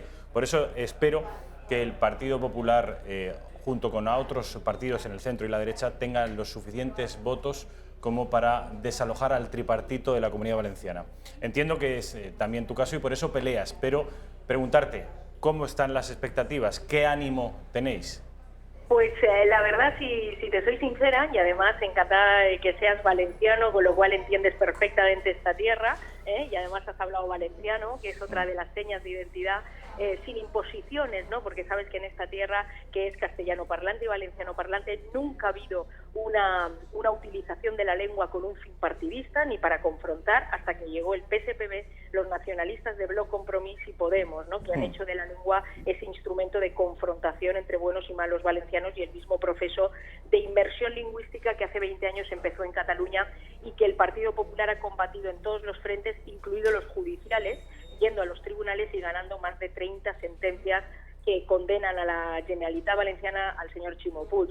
Las expectativas pues son buenas, ¿eh? Francamente, yo siempre decía que había partido, ¿no? Y yo creo que la gente me miraba y dice, bueno, ¿qué va a decir la presidenta del Partido Popular de la Comunitat Valenciana, ¿no? Con la que nos estaba cayendo? Pero yo siempre he confiado en la gente valenciana, en los valencianos, en que el Partido Popular ha sabido reconocer errores, pedir perdón por esos errores, pero seguir hacia adelante, ¿no? Y que desde luego los ciudadanos ya han podido comprobar qué eran los gobiernos del Partido Popular y cuáles son las prioridades del gobierno del PSPB, de Compromís y de Podemos. Así que hay muy buenas expectativas, hay partido, y desde luego la gente tiene que saber que si no quiere todo el proceso de inversión lingüística que se ha llevado en Cataluña, si quiere que las inversiones, el futuro, las esperanzas, los proyectos en la Comunitat Valenciana los decidamos los valencianos de acuerdo con España, con el gobierno de Madrid, y no nos los imponga Torra y el señor Puigdemont, pues que será con los que pactará el señor Sánchez, pues ya saben a quién tienen que votar, al Partido Popular. Así que de verdad que hay buenas expectativas. Hay que pelearlo mucho, pero hay mejores expectativas que hace 2 meses. Todo nuestro ánimo y todo nuestro apoyo, Isabel. Muchas gracias por atendernos. Y saluda además a mi compañero Fernando, a mi amigo Fernando Pastor, que sé que es diputado del PP también y que es buen amigo tuyo. Efectivamente, y un gran parlamentario y nuestro portavoz en turismo que está haciendo una labor fantástica en una actividad tan importante para España y especialmente para la Comunitat Valenciana. Lo saludaré de tu parte y muchísima suerte también al presidente y al candidato por el PP en Fuenlabrada. Igualmente, Isabel, suerte. Gracias, Isabel. Un abrazo. Un abrazo. ¿Cómo te has quedado? No, lo que pasa es que nos ha atendido fuera del horario, ¿eh? Hombre, porque... Claro, nos ha atendido fuera del horario. Voy a poner el horario también. Pero... yo lo voy a copiar del todo, con horario incluido. Claro. Lo voy a copiar del todo. Raquel, tenemos lo digo para que no se escape, para que los espectadores puedan, pues si no han podido tomar el teléfono de Sergio López, tenemos el rotulito. Mira, Sergio López, candidato a la alcaldía de Fuenlabrada, 683... En el siguiente ponemos el horario también, como Isabel. 194-454. ¿Cuándo te pueden llamar? ¿A qué hora? Bueno, tendré que ver un poco la agenda, pero a ver, yo al final cojo el teléfono, siempre y todo liado, teléfono. macho. No lo he liado, si yo no tengo ningún problema, o sea, a mí me encanta hablar con la gente y como bien dice Isabel, estoy convencida de que además quien pueda llamar por teléfono llamará, oye, para dar ánimo, para dar ideas, para criticarnos y siempre que sea dentro de un marco de educación yo estaré encantado, sin problema. Sergio López, mil gracias. Un placer. A ti como Isabel os deseo mucha suerte el próximo 26 de mayo. Muy bien. Publicidad, a la vuelta estamos con Xavier Orcajo con la última hora de la actualidad económica. Saben ustedes que el comisario Villarejo, este hombre, en fin, tan turbio, bueno, pues tiene los tentáculos muy largos y nos va a contar alguna novedad, Xavier Orcajo, con respecto de esto. Publicidad y a la vuelta con Horcajo y también con mi compañero Miguel Gutiérrez Pérez. Publicidad. Una de las cosas más impresionantes que han pasado en España en los últimos años es que de repente los españoles hemos descubierto que somos españoles. Es una cosa fantástica. Bueno, bienvenida sea. Y una magnífica forma de celebrar eso son nuestras constituciones. Las 7 constituciones que durante los siglos XIX y XX han sabido expresar el alma de una sociedad, la sociedad española, en diferentes momentos. Esto es lo que les ofrecemos hoy. Un álbum precioso de Teófilo Ediciones, unas ediciones cuidadísimas y además un texto de interpretación de todas ellas. No deje pasar la ocasión de adquirir esta edición. Es un regalo formidable, además de muy bonito, con ese gran óleo del juramento de las Cortes de Cádiz en el frontispicio. Precio, 99 euros. Son 99 euros sin los gastos de envío. ¿Cuáles son los gastos de envío? Para la península, 5 euros. Para Baleares, 10 euros. Y para Canarias, Ceuta y Melilla, 15 euros. Usted lo pide y en 48 horas máximo lo recibe. El pago hay que realizarlo contra reembolso, a la antigua, en efectivo, a la entrega del paquete, que es el mejor modo de asegurar que usted recibe esta auténtica pieza de orfebrería editorial. ¿Dónde pedirlo? En el teléfono 91-616-2464 o en el correo electrónico club@intereconomia.eu. Pone usted su nombre y apellidos, la dirección completa, incluido el código postal, muy importante, y un teléfono de contacto, preferiblemente móvil, ya sabe, y asunto arreglado. No deje pasar esta oportunidad porque España, las constituciones y usted se lo merecen.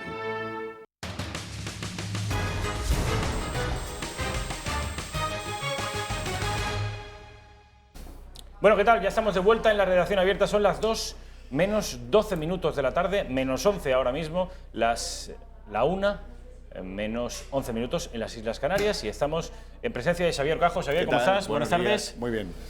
Bueno, Xavier, les he explicado a los espectadores que venías a hablarnos de economía, pero también del comisario Villarejo. Sí. De manera que estas dos cosas, ¿cómo se comen? Sí. Cosas buenas y limpias. Pocas. Y poca cosa, ¿no? Poca cosa. Bueno, ya saben ustedes que el excomisario José Manuel Villarejo está en la cárcel. Saben que están apareciendo acusaciones suyas muy serias, muy graves. Saben que hay unos soportes informáticos con muchísima información que van aflorando y que tienen de los nervios a más de uno.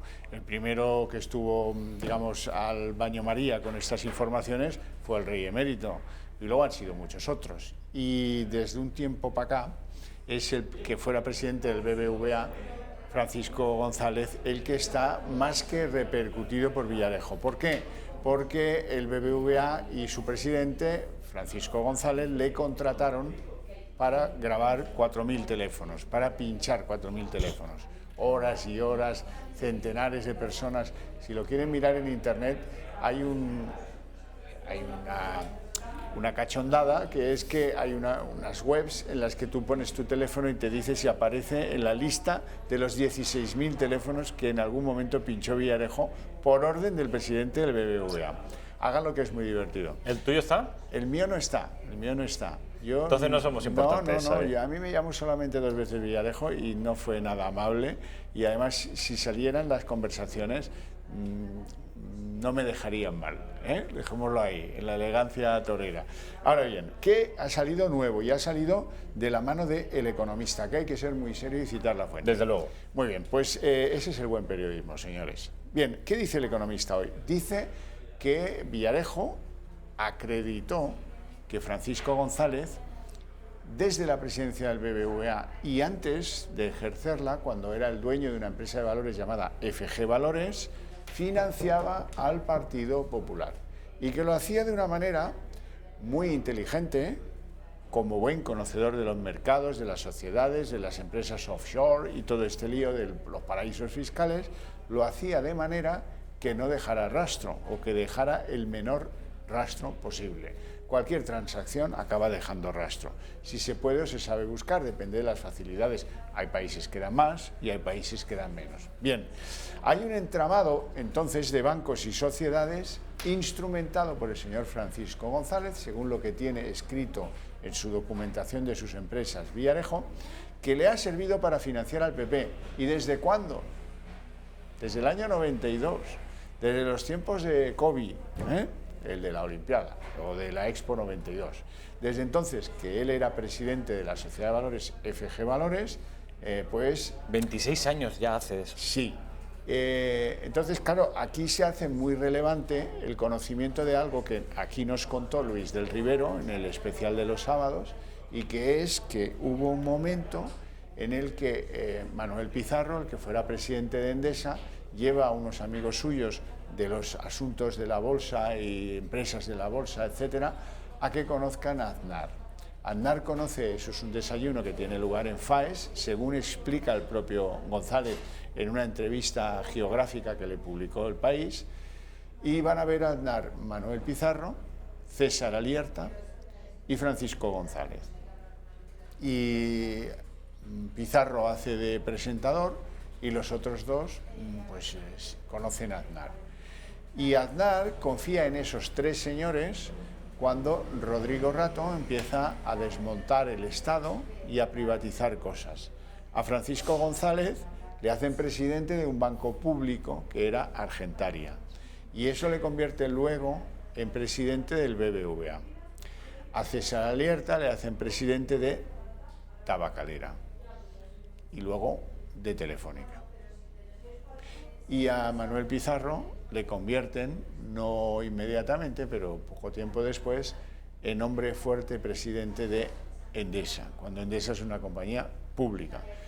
Bueno, y estos tres mosqueteros son los hombres que lleva el Partido Popular a esas empresas en su vía privatizada, en su vía pues, de sacar esos monopolios de lo público a lo privado. Por eso es muy relevante que explique ahora Villarejo, que tuvo información de cómo hubo pagos que se canalizaban a través de las sociedades de Francisco González, por ejemplo, a una empresa de Rodrigo Rato que se llama Muinmo, o cómo esas tres personas que estuvieron comiendo con Aznar tenían sus propios planes y tenían la consigna de favorecer que llegaran dineros de manera irregular para financiar al Partido Popular. Bueno, hubo sobornos, hubo pagos a políticos, según dice Villarejo, que ha podido acreditar, y también se acredita todo el entramado de sociedades, de SICAPs y de ingeniería financiera, que los que trataron de controlar el BBVA, los de SACIR, hicieron para que esa operación no se quedara corta de financiación. Así es que las dos revelaciones son extraordinarias. Si quieres, escuchamos a Luis del Rivero, que ya nos contó que esto le había llamado mucho la atención, esa relación entre Pizarro, Alierta, Francisco González y el PP. De cómo llegó él a la cúspide de Argentaria y la posterior fusión del BBVA, y reconoce la importancia en su vida de Alierta y de Pizarro. Y ahí sí que están las condiciones, no en la grabación, en las grabaciones que ha hecho o que mandó a hacer con Villarejo y tal, que yo creo que esta entrevista corresponde a que su DIRCON en la época de los hechos era el señor Ayuso, y el señor Ayuso fue posteriormente director del País y consiguió que le hicieran esta entrevista geográfica, pero que es muy interesante para conocer todo lo que pasó y por qué pasó. Efectivamente, es muy interesante porque aquí tienen que recordar que esta FG Valores es una sociedad que alguien quiso investigar por un supuesto agujero de 800 millones que no se pudo investigar ni en la Fiscalía ni en la Comisión Nacional del Mercado de Valores, porque se quemaron los únicos papeles que había de su contabilidad y de la compraventa que se hizo de la compañía esta de Francisco González a Merrill Lynch en el año 96, se quemó todo en el famoso incendio del rascacielos Windsor. A partir de ahí, en el gota del mundo empresarial, algunos empezaron a llamar a Francisco González el príncipe del fuego, pero bueno, eso ya son coñas, ¿no? Lo que tenemos ya acreditado y en los tribunales, por si acaso los fiscales andan perezosillos, son 3 querellas, 3, y muchas otras que no se conocen, pero de gente que dice, ¿cómo que a mí me espiaba este hombre a través de Villarejo? Ni hablar, presentó querella. Hay muchísimas, les aseguro que hay más de 100. En estos momentos hay más de 100. Pero hay 3 que son muy relevantes. ¿Pero cómo se sostiene este hombre? ¿Por qué sigue en su puesto?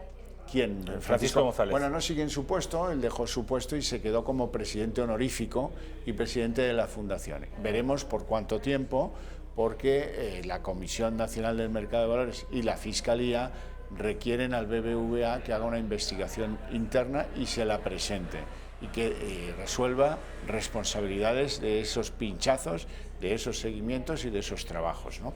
Fíjate que hay 3 muy relevantes de entre esas 100 querellas. Una la presenta el que fue jefe de la Oficina Económica del Gobierno de Zapatero, el señor Sebastián, Miguel Sebastián, que recordarán que también luego fue ministro. Otra la presenta el propio Luis del Rivero, al que han oído antes, junto a 2 de los que intentaban la operación de control del BBVA, 2 señores, Ampuero y Benedito. Esta querella ya incluye una consideración al juzgado diciendo, oiga, esto no está prescrito, a pesar de que hace ya algunos años que se produjera, porque la prescripción son 15 años. A mí me llama mucho la atención en la querella que digan eso, ya es muy significativo. Y la tercera, la última, por orden cronológico, la presentó Carlos Arenillas, que fue vicepresidente de la comisión en estos años, y que a además de pincharle el teléfono, el profesional y el móvil, también le hicieron seguimientos cuyas imágenes hemos podido ver, porque están en los fabulosos archivos del excomisario Villarejo. Bueno, pues cada vez esto se putrefacta más. Exacto. Aparecen informaciones que a lo mejor explican por qué estaba allí y por qué entró en Argentaria y luego fue el elegido para ser presidente del BBVA, que es uno de los 2 grandes bancos europeos que tenemos los españoles, y que complica y mucho que vaya a continuar siendo presidente honorífico del BBVA y presidente de su fundación, porque no creo que tarde mucho el banco en tomar una decisión, digamos, de ruptura. Incluso hay quien habla de que a lo mejor pudieran querellarse contra él por el daño reputacional que les está causando, que es tremendo. Hay mucha gente que dice, mira, ¿sabes qué? Yo no quiero tener nada que ver con estos, me voy con otros, ¿no? Qué duro esto que están escuchando, sobre todo por la fecha en la que empieza a iniciarse y por los protagonistas, que no estamos hablando de un cualquiera, estamos hablando del segundo gran banco de España y uno de los principales bancos de Europa. Y del mundo cultural iberoamericano. Y el BBVA, en Argentina creo que se llama BBVA francés, y creo que en otros países... Sí, porque había un banco que se llamaba Banco Francés y lo compró. Pero que es uno de nuestros buques insignias en cuanto a marca España en todo el planeta. Bueno, pues su imagen está viéndose perjudicada. Vamos a ver cómo acaba todo esto. Desde luego, tiene tela. Xavier Cajó, mil gracias, como siempre. Un placer. Antes de nada, quería preguntarte, ¿los espectadores de Intereconomía a partir de la semana que viene van a poder verte en alguna hora, en algún programa? Sí, señor. Vamos a hacer un programa dedicado a la economía en la programación diaria de Intereconomía a eso de las 8. A eso de las 8 les contaremos las noticias de la economía, como dicen los pijos de esto de la economía, en tiempo real, como si hubiera algún tiempo que no fuera real. Pero bueno, quiere decir, calentito. En cuanto se acaba de producir la noticia, ustedes la van a tener y van a poder estar al día. No se crean que es un asunto para gente que juega en bolsa, no. Lo que pasa en la bolsa le afecta también al que no juega en la bolsa. Y hay que entenderlo para saber por dónde va el viento. Y lo vas a hacer comprensible incluso para los que somos legos en esto. Absolutamente, porque de otro modo pues hacemos un programa para expertos y eso pues chico no es lo que queremos. Desde las 8 hasta las 8:15. Hasta las 8:30. 8:30, media hora de economía todos los días. Bueno, claro, pues ya saben. Hay mucha gente que sabes que me dice por la calle, dice, me gusta Intereconomía porque habla de lo que no hablan otros. Pues en la economía no te digo más. Pues, por ejemplo esto. En la economía vamos a hablar de lo que no hablan otros, pero de verdad. Hay muchas empresas, no les extraña a ustedes que este asunto tan turbio de gente tan poderosa y de instituciones tan poderosas prefieren orillarlas precisamente por tener una serie de relaciones institucionales, empresariales. Bueno, pues aquí se cuenta. Xavier Cajó, un placer. Gracias, como siempre. Publicidad y enseguida tenemos aquí a mi compañero... No, perdón, publicidad no. Publicidad no, porque solo me queda una publicidad y quiero reservarla para luego, que va a venir Rosa Cuervos. Quiero que vean las siguientes imágenes que tienen que ver con un acto, una quema, un juicio en efigies al que guardan ustedes de la Inquisición. Bueno, pues ha ocurrido lo mismo en Lérida. Esto es del día de ayer. Están viendo muñecos colgados de un puente en la ciudad catalana de Lérida, muñecos que están identificados con los partidos que ellos consideran los partidos españolistas, los partidos fascistas, los partidos franquistas, en fin, lo peor del mundo. Partido Popular, Partido de Santiago Abascal, Vox, Ciudadanos, también incluyen al PSC, que yo no entiendo muy bien cuál es la razón, pero también los incluyen. Ya, está Podemos también. Bueno, pues entonces salsa a temblar. Entonces ya, claro, franquistas. Si esto ya son todos los enemigos del pueblo, pues entonces claro, nos queda el PDeCAT y Esquerra Republicana. Sí. Bueno, esto se ha producido ayer en Lleida o en Lérida, por mejor decir, y que sepan ustedes que el ambiente en Cataluña sigue así de enrarecido. Vamos a ver si consiguen atrapar a los salvajes que han ahorcado de manera simbólica a los representantes de estos partidos. Eso es delito de odio, entiendo, claro. Hombre, desde luego, solo falta que los pillen. Bueno, Miguel, ¿qué tal? ¿Cómo estás? ¿Cómo estás? Te traigo aquí dos temitas interesantes. Bueno, antes de nada quería que supieran ustedes que mañana yo me ausentaré y el lunes también, pero dejo este programa aquí a mi compañero y amigo Miguel Gutiérrez Pérez. Como dicen los toreros, traslado los trastos de matar a Miguel Gutiérrez Pérez, que lo va a hacer fenomenal. Mi alternativa. Exactamente, mañana es tu alternativa, mañana debutas. Mañana debuto como presentador. Lo va a hacer mejor que yo seguramente. No creo. Pero espero que no me quites el sueldo. Iba a decir el sueldo, sí. El sueldo no. Espero que no me quites el puesto. Bueno, Miguel, Michael, Rafael, cuéntanos. A ver, yo sé que tenemos dos asuntillos. Dos asuntos que me quieres contar. Sí, porque venía un par de días ya diciendo a ver que te lo quiero contar, Rafael, cuando tenemos la oportunidad, y como bien sabemos está actualmente expuesta esta exposición de Arco, de la cual tenemos imágenes que podemos verlas ahora mismo. Y claro, Arco ya el año pasado dio mucho que hablar porque hablaban de de presos políticos, cosa que es un insulto a la democracia española. Desde luego.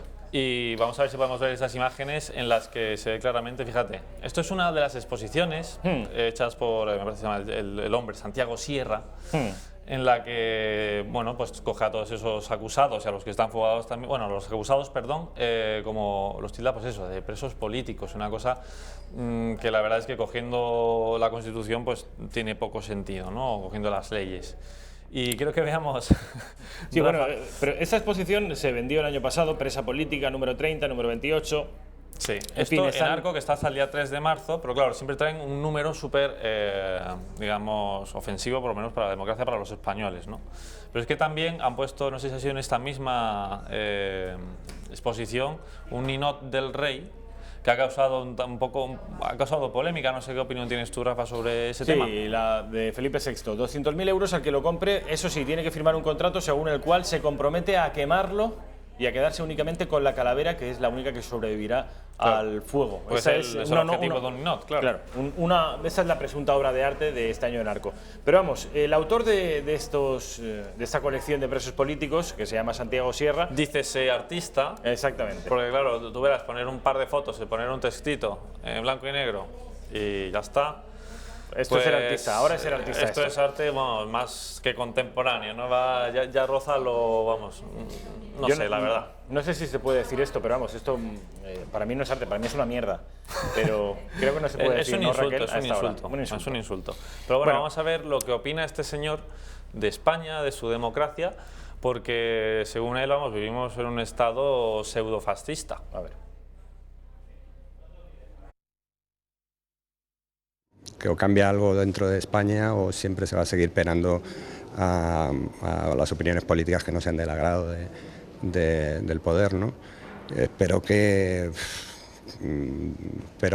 evolucione España hacia un país más civilizado donde las opiniones políticas de la gente pues no lleven acarreado un problema de este tipo, ¿no? Porque es muy triste, ¿no? Me gustaría más... no sé, en otros sitios te sientes más a gusto trabajando, viviendo y todo cuando sabes que no ocurren estas cosas, ¿no? Yo creo que...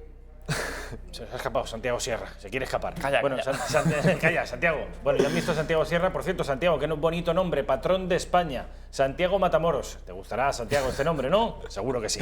Dice ser artista. Como exactamente. Yo veo que alguien lo ha rotulado en esta redacción, alguien con el colmillo un poquito retorcido, como no como artista, sino como dice ser artista. Dice ser artista. Entre comillas. Se llama a sí mismo autoproclamado artista. Autoproclamado artista. Como al pobre Guaidó, que le siguen algunos llamando así. Pero bueno, yo, Rafa, de esta declaración te quiero hacer dos apuntes rápidos, porque él dice que cómo puede haber en un país democrático, en un país desarrollado, que por las opiniones pues te metan en la cárcel.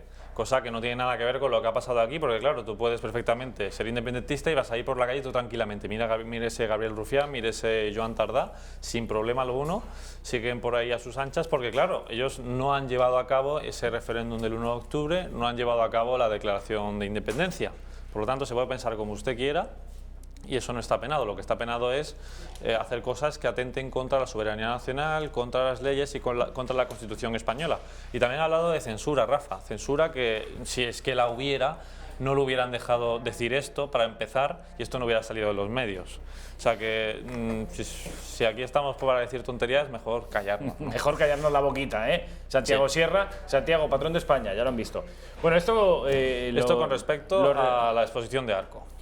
Y sé que tienes un temita más, antes de que entre en Rosa Cuervas. Portavoz del Partido Socialista, Adriana Lastra, que no suelta más que perlitas. Fíjate lo que dijo, me parece que en el día de antes de ayer, porque hizo una referencia a... Porque Pablo Casado ha hablado del aborto últimamente y parece que se están haciendo muchos topillos ahí en el Partido Popular. Pero claro, desde el Partido Socialista también le han atacado. Vamos a ver lo que dijo Adriana Lastra sobre este tema. A Pablo Casado y sus múltiples declaraciones sobre las mujeres, porque al final no es una declaración sobre la violencia de género, es en general contra las mujeres. A mí me gustaría saber qué le hemos hecho a las mujeres de este país.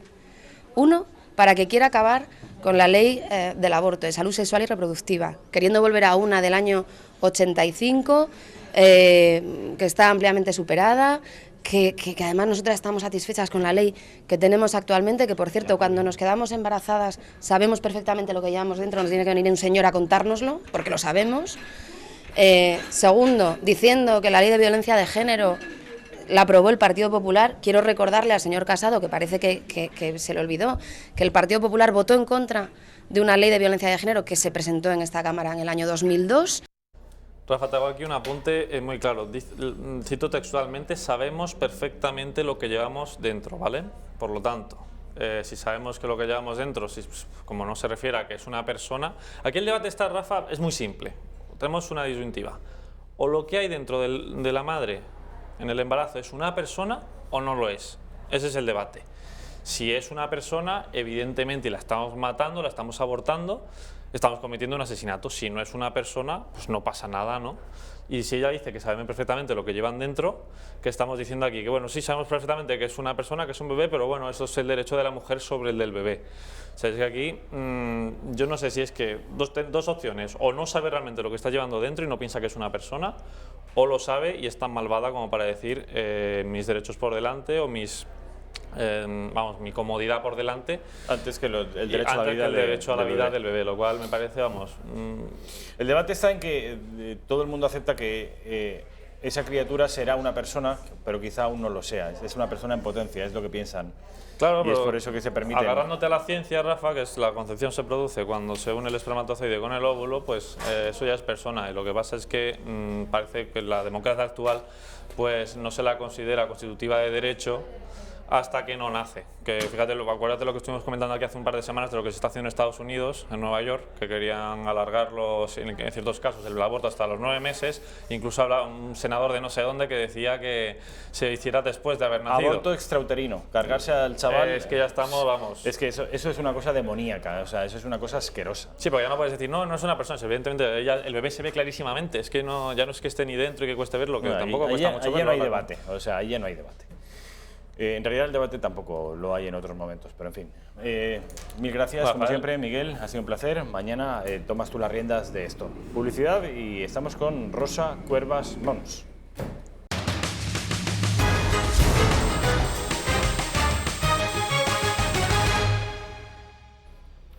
Bueno, pues ya estamos de vuelta en la redacción abierta, son las 2:13 de la tarde, en las Islas Canarias, una hora menos, la 1:13 de la tarde.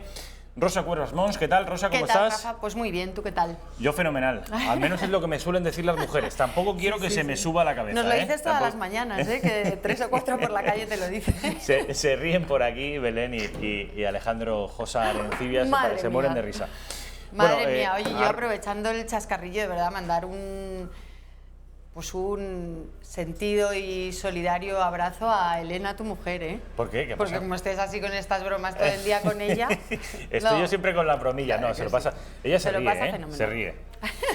Bueno, a Rosa la conocen de sobra, la conocen incluso más que a mí, es directora editorial de esta casa, ya está muy pendiente porque a ella yo sé que le gusta mucho, ella nos anima mucho a no perder la tensión informativa y sobre todo cuando se produce una conferencia, una declaración, por ejemplo, en el Supremo o en el Congreso de los Diputados, a ella le encanta estar tomando nota de todos los titulares que van soltando. Minutar, que me gusta a mí. Y luego poner los minutos. A ella le encanta. Entonces, ella nos anima a que hagamos... Rafa, es que eso se llama minutar. Lo estarás haciendo, ¿no? Sí, claro que sí, Rosa. Vale. Ella se lo pasa bomba. Ella, de hecho, nos confesó el otro día que en la agencia EFE, ella se pedía ser voluntaria para hacerlo, que es algo que a nadie le gusta. Bueno, pues a ella le encanta. Cuando estaba de prácticas. Sí, bueno, pues siendo esto así... Yo pedía minutar el juicio del 11M, que fue muy interesante, sí. Siendo esto así, cuéntanos un poquito de resumen lo que ha dado de sí, aunque hemos ido obviamente desgranando todas las declaraciones de los protagonistas que han desfilado por el Tribunal Supremo, pero a grandes rasgos. Vamos a ver, tengo que decir que he dejado de verlo en Colau. Porque sí, en el testimonio de Colau, porque teníamos reunión de temas, como sabes, no he podido terminar de verlo. ¿Lo otro los ves en diferido o esto ya no llegas a eso? Sí, depende, pero a lo mejor no enterísimo. Ya cuando ya nuestros compañeros de la prensa han hecho una selección de lo más interesante, pues ya lo veo, pero porque no nos da tiempo a veces, tiempo material. Si me diera, sí lo vería. Bueno, Rosa, en vez de ver series de Netflix, se coge los minutados del Tribunal Supremo y se pone a verlo. No, querido, no. Bueno, primer testigo, que se me está olvidando quién ha comparecido hoy. Íñigo Urkullu, efectivamente. Bueno, pues lo hemos contado ya en esta mesa, ha confirmado su papel de mediador, ha dicho algo que negó ayer Mariano Rajoy, que es que se habían reunido y habían hablado y que Urkullu trasladó a Puigdemont en ese papel de mediador que ejercía, que no veía a Mariano Rajoy muy dispuesto a aplicar el 155, como de alguna manera diciéndole que había espacio para seguir buscando una solución, que no había peligro de 155, peligro que llegó y que, por cierto, hoy se hacía eco Europa Press de una entrevista del secretario de Estado al que encargaron gestionar el 155, que ha reconocido, a ti te va a encantar el titular, Rafa, porque ha dicho: perdimos el relato. Y entonces yo creo que la autocrítica que le ha faltado a Mariano Rajoy y a Soraya Sáenz de Santamaría, que les faltó a ambos en la sesión de ayer, pues de alguna manera hoy Roberto Bermúdez de Castro creo que es el que ha dicho que el gobierno hizo lo que tenía que hacer, pero no contó bien lo que estaba haciendo, ni por qué lo estaba haciendo. Perdimos, ha dicho, el relato nacional e internacional. Pues es verdad. Y esta autocrítica le ha faltado al expresidente y a la exvicepresidenta. Sí, y luego la comparecencia de Rufián, que ha sido la segunda, pues ha sido breve, pero no por eso, y tratándose de Rufián era lo que podíamos esperar, breve, pero tan breve como impertinente. Es que es un tipo impertinente. Tenemos el corte, obviamente no todo, pero sí de lo más impertinente, porque este hombre siempre da espectáculo, de la comparecencia de Gabriel Rufián. Reiterando con muchísimo respeto al tribunal que me parece una vergüenza que ustedes estén aquí como partido xenófobo, racista. Vamos a ver, señor Rufián, por favor. No tiene sentido que repita lo que ya ha dicho y que el tribunal le ha escuchado y que ha quedado grabado. Al margen de los exabruptos, este hombre ha dicho algo interesante. Mira, es que no voy a hacer lo mismo que critico, pero si estuviéramos en un ambiente más coloquial diría otra cosa. Pero bueno, Gabriel Rufián ha dicho algo muy interesante, Rafa, y es que ha dicho que él da por acreditado que el 20 de septiembre aquel asedio a la Consejería de Economía no fue violento. ¿Por qué? Porque él se fue a comer y a merendar. Y ha dicho, hombre, si yo me pude ir a merendar, en una revolución uno no se va a merendar. Por lo tanto, allí no había nada de revolucionario, ni de verdad que lo ha dicho, ¿eh? Sí, nada de revolucionario ni de violento. Pero además de eso, porque bueno, él va como testigo de la defensa, ha dicho que va a responder a la acusación popular, porque así se lo han pedido los testigos de la defensa, pero que le parecía un horror y una vergüenza que estuviera allí Vox. Pero es que ha dicho, le pregunta toda una señora abogada del Estado que representa a la abogacía del Estado, porque usted es miembro de RC. Y la respuesta de Rufián ha sido, sí, si usted ve la televisión sabrá que sí. ¿Cómo que si usted ve la televisión? Pero vamos a ver, a usted le están preguntando por su cargo político y usted responde, sí, soy miembro de Esquerra Republicana. Mal educado. Y punto. Es un mal educado. Luego ha venido Albano de Antefachín, que también nos deja las perlas que luego, ¿no? Pues luego haremos vídeos de estos de ambiente, de color, crónica de color, que nos dejan los testigos, cuando todos los testigos, como ha explicado cada vez que llegaba uno nuevo, el juez Marchena, tienen que decir su nombre, su edad, estado civil y a qué se dedican. Bueno, pues a él cuando le han preguntado que a qué se dedica, ha dicho precario. Precario, y dice el juez Marchena, ¿perdón? Sí, precario, bueno, precario, hecho de todo, precario, empleo precario. Claro, como ha dejado la Secretaría General de Podemos, está de capa caída. Ha dejado también el escaño. A este hombre lo veremos en Esquerra Republicana de Cataluña, ya veremos. Lo veremos dentro de poco. Ya verás, porque se está yendo hacia el separatismo. Y Rafa, yo además de eso, he aprovechado que tú estabas aquí en esta mesa. ¿Me vas a hablar de...? Sí, una sorpresa. Pero antes de... Sí, sea lo que se refiere a Rosa, que está circulando por las redes sociales, porque la verdad es que es indignante hasta qué punto de manipulación está llegando a la televisión española con la señora Mateo al frente. Pero antes de acabar este tiempo dedicado al Tribunal Supremo, quiero que veamos juntos el vídeo de la declaración de Íñigo Urkullu y comentemos las disonancias que se producen entre lo que ayer dijo Mariano Rajoy y lo que ha dicho hoy Urkullu. Vamos a verlo. Estaba yendo de las manos. Le dije que entendía que había que medir mucho los pasos que se pudieran dar en orden a no provocar situaciones que condujeran a una fractura social. Y el presidente del gobierno español me contestó diciendo que en lo posible haría lo mínimo y que cuidaría lo máximo en todo aquello que se hiciera. Bueno, les pongo esto porque Rosa nos acaba de decir, acaba de meter una cuña, como buena periodista que es, acaba de ver una disonancia respecto de lo que ayer decía el expresidente del gobierno. Yo no me senté a negociar nada que tenga que ver con las aspiraciones separatistas con nadie y menos con un mediador. De hecho, no tuve mediador, es uno de los titulares de la prensa hoy del día. ¿Qué ha sido entonces este señor? Pues este señor, yo entiendo que Mariano Rajoy, si estuviera aquí Mariano Rajoy, que ojalá estuviera para que se lo pudiéramos preguntar, diría que era un presidente autonómico con el que él hablaba. Pero de hecho, y según cuenta Urkullu, fue la persona que ejercía en un bar, podríamos decir, de correveidile, de interlocutor entre Mariano Rajoy y Puigdemont, o lo que es lo mismo, entre el gobierno de España y el golpismo catalán, porque yo creo que dejó hace mucho tiempo de ser gobierno catalán para ser golpismo catalán. Y efectivamente ha dicho que se reunió en julio, meses antes de la declaración unilateral de independencia, con el señor Rajoy, y que precisamente después de esa reunión trasladó a Puigdemont que veía a Rajoy poco animado a esa aplicación del 155. Ayer, de alguna manera, tanto Rajoy como Sáenz de Santa María hacían ver que habían mantenido el tipo todo el tiempo posible para evitar las consecuencias que podría tener en la ciudadanía esa aplicación del 155, y por eso que jamás se plantearon siquiera la idea de aplicar otros artículos de la Constitución que llevaran a declarar el estado de excepción. Sitios, etcétera, etcétera. Precisamente porque las consecuencias de esa decisión política iban a afectar o a recaer en la sociedad. Pero claro, ¿con qué versión de la historia nos quedamos? ¿Con la que dio ayer el presidente de gobierno, expresidente de gobierno, o con la que da el Lehendakari? Vale, esto ya no es información, ya es opinión. ¿Tú con cuál te quedas? Yo me quedo con la de... Vamos a ver, yo pienso que Mariano Rajoy, y lo comentábamos ayer con Javi Torres, yo creo que Mariano Rajoy se siente injustamente tratado.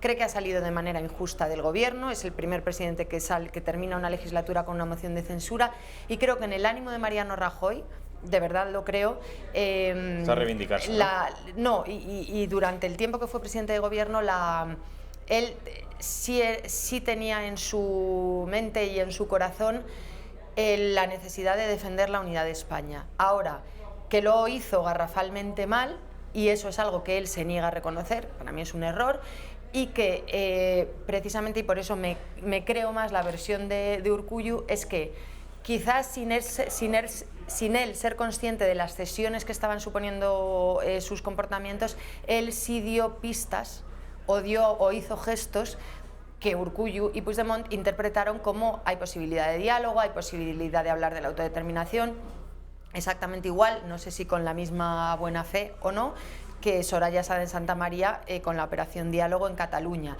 Evidentemente no querían, por unas cuestiones electoralistas, ser ellos los que aplicaran el 155, esas frases que muchos entonaban entonces de quieren sacar los tanques por las Ramblas, no querían ser ellos ese gobierno autoritario o presuntamente autoritario que aplicara el 155, y entonces hicieron todo lo posible sin darse cuenta de que estaban jugando con una baraja trucada, porque el separatismo jamás en la vida iba a permitir otra cosa que no fuera llevar a las últimas consecuencias su huida a ninguna parte, su camino hacia Ítaca, que dicen ellos. Sí, hacia Ítaca y hacia la inexistente república. Parábola de Homero.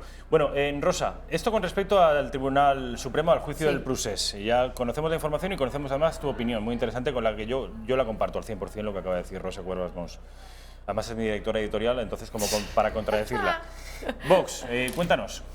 Bueno, seguramente muchos de ustedes lo han visto, un vídeo que circula por las redes sociales y son 30 segundos de un fragmento de La 2 Noticias. Exacto. Este domingo 25 de febrero, la televisión, el ente público Radio Televisión Española, en los informativos de la segunda cadena de La 2, hace, después de un comienzo de una introducción editorial en la que dicen que el hombre es el único animal, más o menos, no es literal, que tropieza varias veces en la misma piedra, hablan de cómo el odio se abre paso y lo explican con un vídeo. Vamos a ver el vídeo y Raquel va a pararlo en el momento exacto que ella momento sabe. Oportuno, vamos a ver. El odio hacia lo que se denomina los otros se esparce por el mundo y las democracias no se libran del fenómeno. De hecho, muchos de sus representantes han adoptado ese discurso de rechazo al inmigrante, a las mujeres libres, a las minorías étnicas o religiosas. Los medios, la tecnología ayudan a propagar el mensaje del odio que se basa en el miedo al otro y que se cuela en nuestro día a día sin demasiada dificultad. ¿Estamos vacunados ante la radicalidad? Porque no es nada nuevo bajo el sol. ¿Qué vemos? Bueno, pues una serie de cartelería luminosa en luces de neón y entre esas palabras, algunas de ellas que no son inteligibles, pero otras sí. Hay una palabra de 3 letras en mayúscula que se lee perfectamente. ¿Qué dice? Vox. Y debajo, el odio se abre paso. Y en los siguientes fotogramas del vídeo aparecen esvásticas, ni más ni menos. Venimos de un vídeo en el que, para hablar del odio al otro, de los extremismos, hemos visto imágenes de Víctor Orbán, presidente democrática de Hungría. Sí, primer ministro húngaro, elegido de una manera absolutamente democrática y con un respaldo social amplísimo, y de Jair Bolsonaro, elegido también de una manera absolutamente democrática en Brasil.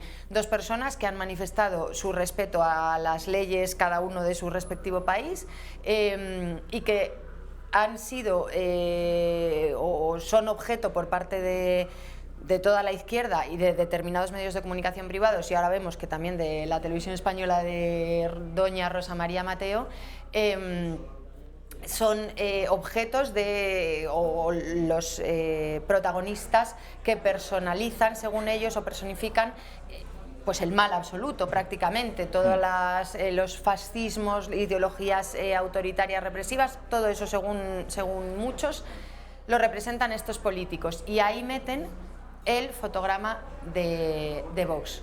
Bajo el rótulo o sobre el rótulo decimos el odio se abre paso. Esto con dinero público.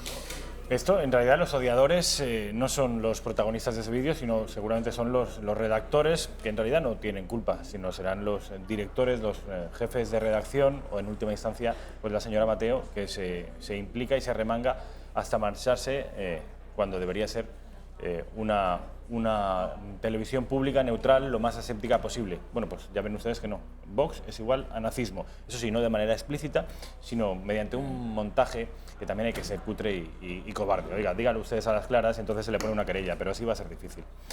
Bueno, Rosa, mil gracias por esta información. Rafa, no sé si conocían esto, pero que sepan que en manos de esta gente estamos. Vamos a ver si el próximo 28 de abril entre todos lo cambiamos. Mil gracias por estar aquí, Rosa Góral Mons, ha sido un placer como Rafa, siempre. gracias. Que sepan ustedes que la redacción abierta, la original es esta, pero por la tarde también hay otra, que es la de Javi Torres, que empieza a las 6:30 de la tarde. Empezará a las 6:30 de la tarde. Pero empieza, es verdad, a partir del lunes empieza a las 6. A las 6 de la tarde. Ya bueno, pues ahora les dejamos comunicaremos pertinentemente con Fernando Paz ahora mismo y luego con Javi Torres. Gracias por estar aquí y hasta mañana.